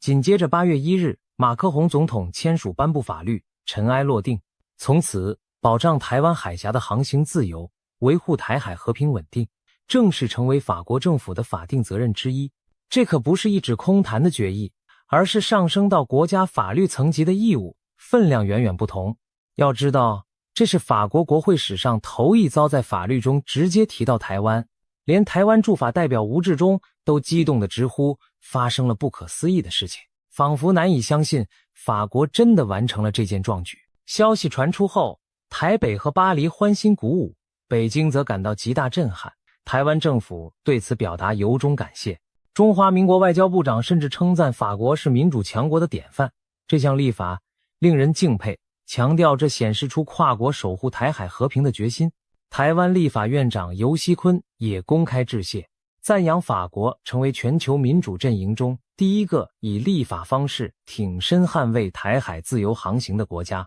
台湾民间舆论同样振奋，有网友感叹法国人在关键时刻站了出来，还有人打趣说法兰西舰队欢迎常来台湾海峡做客。毕竟法国海军的足迹过去就曾出现在台海，现在有了法律背书，更让人期待未来能看到法国舰队与盟友一同穿梭台湾海峡，对北京起到下阻作用。再看看北京方面，法国立法挺台的举动无疑让中共当局大为光火，但也许是一时间不知从何发作。尴尬的是，马克宏才刚对外放话不卷入台海，结果自己国会转头就立法保障台海。北京原本对马克宏心存期待，没想到吃了这么一记闷棍。有观察者用傻眼来形容北京当局当时的状态，一方面不愿认可这项法案的正当性，另一方面又难以阻止法国走自己的路。据了解，中国外交部私下曾透过外交管道向法国表达不满和抗议，重申台湾问题是中国内政，不容外国干涉之类的立场，但在公开场合反而低调，没有大张旗鼓地谴责法国。这或许是北京顾忌把事情闹大只会让更多人关注，于是采取冷处理的策略。然而，中国官媒和社群平台上对此事的论调还是透出恼怒。有亲北京的评论声称，法国此举是跟着美国恶华在台海问题上玩火，扬言将导致中法关系受损，甚至有人老调重弹，拿出1994年中法公报来提醒巴黎信守承诺。但如今情势早不同往日，法国议会已经用行动表明，他们不再接受北京对其对外政策的钳制。面对中国的警告，法国政府这次也没有退让。法国外交部只是在法案通过后对外重申，台海和平稳定不可或缺，法国依据国际法行使航行自由权利。言下之意，法国认为自身在台海的军事存在和表态完全合法，北京无权说三道四。这种强硬而冷静的态度，和几十年前处处迁就北京的做法相比，简直判若两人。那么，法国为什么敢挺身而出，扮演第一个吃螃蟹的角色？这背后有多重原因。首先，从战略利益看，法国其实和台海安全有着直接相关。很多人可能忽略，法国是欧盟中唯一在印太地区拥有领土的国家，包括印度洋的留尼旺岛、太平洋的法属波利尼西亚、新卡里多尼亚等。截至今天，法国在印太地区居住着将近200万公民，驻扎有数千法军。法国每年还有大量的欧洲对亚太贸易通过台湾海峡航线运输，因此台海一旦失陷或爆发冲突，法国自身的经济与安全利益都会直接受影响。法国国会在军事规划法中也点出这一点，强调法国身为印太强权，必须采取强势立场应对战略竞争对手，例如中国。保卫台海航行自由，不只是为了支持台湾，更是为了维护法国和欧洲在印太的长远利益。从这个角度说，法国立法的出发点并非单方面偏袒台湾，而是站在维护国际规则和自身利益的立场上做出的战略选择。正如法国外交部在报告中所述，台海和平稳定是自由开放印太不可或缺的一环，关系到法国的战略利益。其次，从国际联盟角度，法国并非单枪匹马。近年来，跨国的议员联盟纷纷成立，例如对中政策跨国议会联盟 IPEC 汇集了欧美许多国会议员共同对抗中国威权扩张。IPAC 在2022年曾于台北召开年会，通过了联合国2758号决议的真相声明，强调那项决议从未提及台湾主权归属，不容北京错用来主张对台主权。各国议员回国后纷纷推动各自国会通过类似决议。截至目前，已经有9个国家的国会正式表态，澄清联合国2758号决议不包含台湾，这其中就包括法国参议院和国民议会。也就是说，法国国会近年来在挺台议题上早有累积共识，而军事规划法入法台海条款，正是在这股国际议会力量推波助澜下的成果。IPEC 的共同创办人英国人士裴伦德就透露，各国议员在通过2758决议真相后，进一步在不同国家合作推动更实质的挺台措施。法国作为欧洲外交重镇，理所当然担起了领头作用。有了国际伙伴的支持，法国承担压力的心理负担减轻不少。毕竟若北京报复，他面对的不止法国单一国家，而可能是一整个民主阵营的反击。第三，从军事态势来说，法国有自己的考量。2022年爆发的俄乌战争让欧洲认识到威权国家动武的现实威胁，也让欧美更加警惕台海可能复制乌克兰剧本。一旦台海开战，不仅亚洲动荡，全球经济链条都会重挫，欧洲绝无可能独善其身。因此，欧洲主要国家开始强化防务并关注印太。法国这次的7年军事规划法，其实重点之一就是大幅提高国防预算，未来7年编列高达4133亿欧元的军费，预计到2025年将把国防支出提升到 GDP 的 2%， 达到北约要求的水准。法国明确表示要增强太空、网络、海底作战等新领域的能力，也要强化情报、导弹防御、本土及海外领地安全、后备部队等等。其中很重要的一环便是提升法国远程部署和力量投射的能力。说白了，法国要确保关键时刻能把军力派到海外，捍卫自身和盟友利益。台海这个潜在热点，自然在法国军方的规划蓝图内航行自由。一旦写入法律，等于赋予军方未来在台海行动更明确的授权基础。可以预期，法国海军未来在台海及南海的巡弋将更常态化、更理直气壮。事实上，近年来法国已经频繁在这一带露脸。2019年4月，法国海军巡防舰云雀号不经声张地通过台湾海峡，结果中国解放军气急败坏，居然临时取消对法舰参加中国海军阅舰式的邀请，以示抗议。2021年到2023年间，法国更连续每年都派军舰穿越台湾海峡，包括2022年3月的范德米耶号巡防舰，2023年4月的普拉亚利号巡防舰等。值得一提的是，2023年4月，普拉亚利号通过台海时，正好就在中国解放军对台实弹军演期间。当时解放军在台湾周边大张旗鼓进行所谓环台军事演习，而法国舰艇选择硬生生在此时穿越海峡中线完成航行。台湾国防部事后证实这件事时，特地强调法国军舰是在未经中国许可的情况下通行，完全符合国际法中无害通过的权利。这无疑是直接打脸中国，单方面声称对台湾海峡拥有主权的谬论。法国的行动表明，国际社会普遍认定台湾海峡是国际水域，外国军舰有权通过，根本不存在北京所谓侵犯中国领海的问题。法国此番立法等于再度强化了这一立场，明确宣示台湾海峡属于全球公共航道，法国将与盟友一道守护这片海域的自由。正如法国国民议会友台小组在2025年发表的一份声明所说，根据1982年联合国海洋法公约，台湾海峡属于国际航道，维持台海的稳定与航行自由是国际社会的战略要务。他们甚至直接呼吁法国政府持续派遣军舰穿越台湾海峡，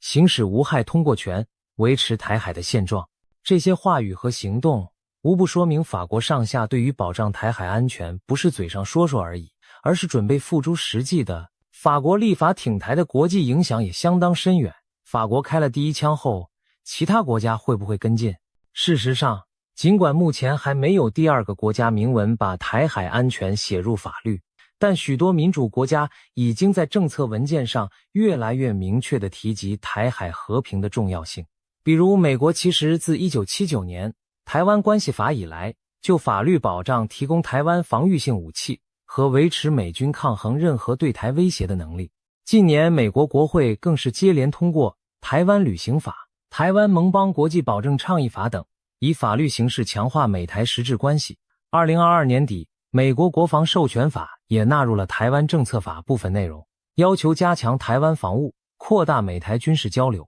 虽然美国法律的着眼点与法国稍有不同，美国偏重直接军事援台，法国强调航行自由原则，但两者殊途同归，都是在为防范中国武力犯台做准备。再看日本，长期在台湾问题上小心低调，但如今姿态也逐渐转变。日本前首相安倍晋三生前多次直言，台湾有事就是日本有事，就是日美同盟有事，震撼国际。而现任日本政府在新版安保战略文件中，也把中国定位为前所未有的最大战略挑战，强调台海和平稳定的重要性。虽然日本还没修改法律明定介入台海，但已经推动解禁集体自卫权。一旦台海爆发冲突且被认定为存立危机事态，日本自卫队可能合法出手相助。可以预见，随着法国这一先例诞生，未来不排除会有其他志同道合的国家采取类似立法或政策宣示。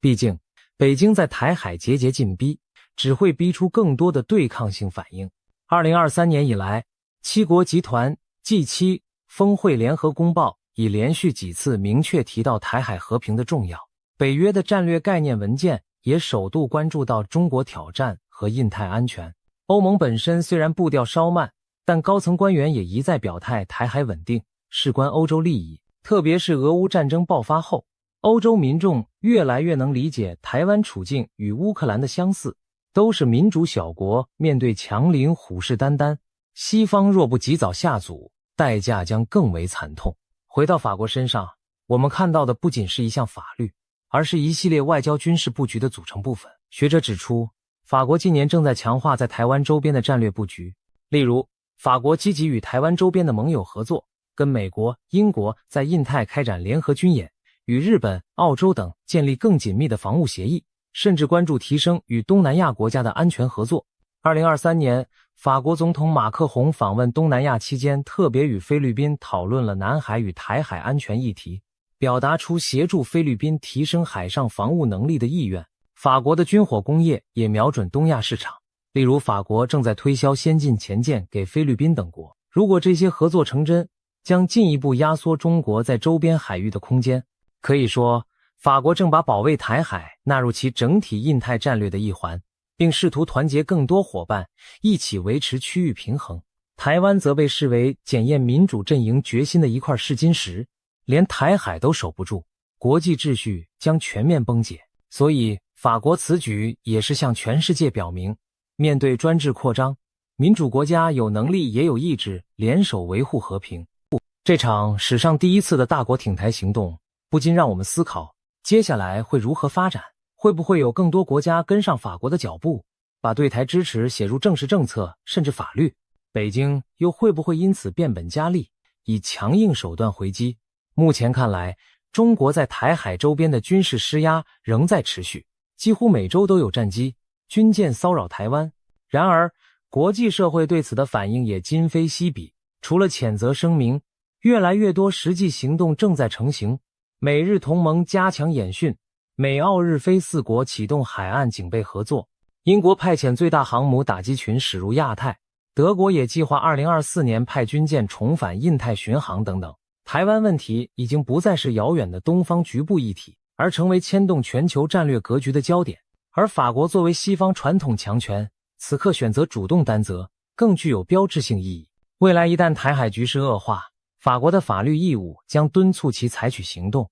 可能是外交介入，可能是军事威慑，也可能是人道援助。不论何种形式，对北京而言都是新的变数与压力。最后，让我们把眼光放长远一点。法国把保护台海写进法律，从某种角度看，也是民主价值写进人类历史的一刻。台湾海峡不仅是一条水道，更是自由与专制的分界线。当越来越多国家愿意为了这条海峡的自由航行与和平稳定站出来，意味着国际社会在基本原则上达成了共识，不允许以武力改变现状，不允许威权恣意扩张。当年法国照着中国的剧本行事，签下不援台的承诺，而今法国亲手改写剧本，将挺台义务载入自家法律。历史走到这一步，令人感慨万千。曾几何时，台湾在国际上孤立无援，如今终于有大国以立法来护持其安全。当然，我们也不能天真乐观地以为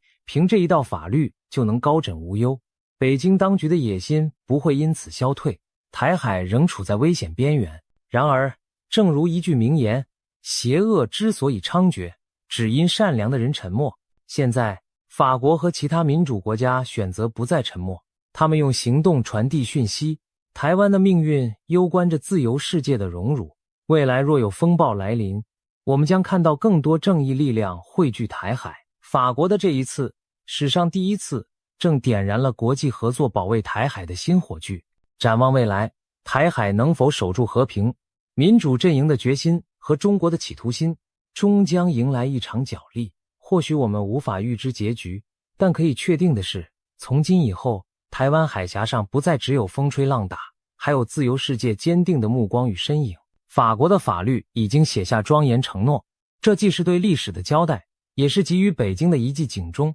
在21世纪的今天，任何破坏和平的野心都不会不遭遇抵抗。台湾这座民主灯塔背后，越来越多国家站成坚实后盾。当自由的航船在台湾海峡乘风破浪，这一刻，历史已然改道。北京或许还在错愕，但世界已经在行动。我们会继续躺平袖手吗？显然不会。民主国家正以实际行动告诉世人，他们绝不允许台湾的光芒被暴风雨熄灭。自由航行的旗帜已在台海高高扬起，未来的篇章将由所有热爱自由与和平的人们共同谱写。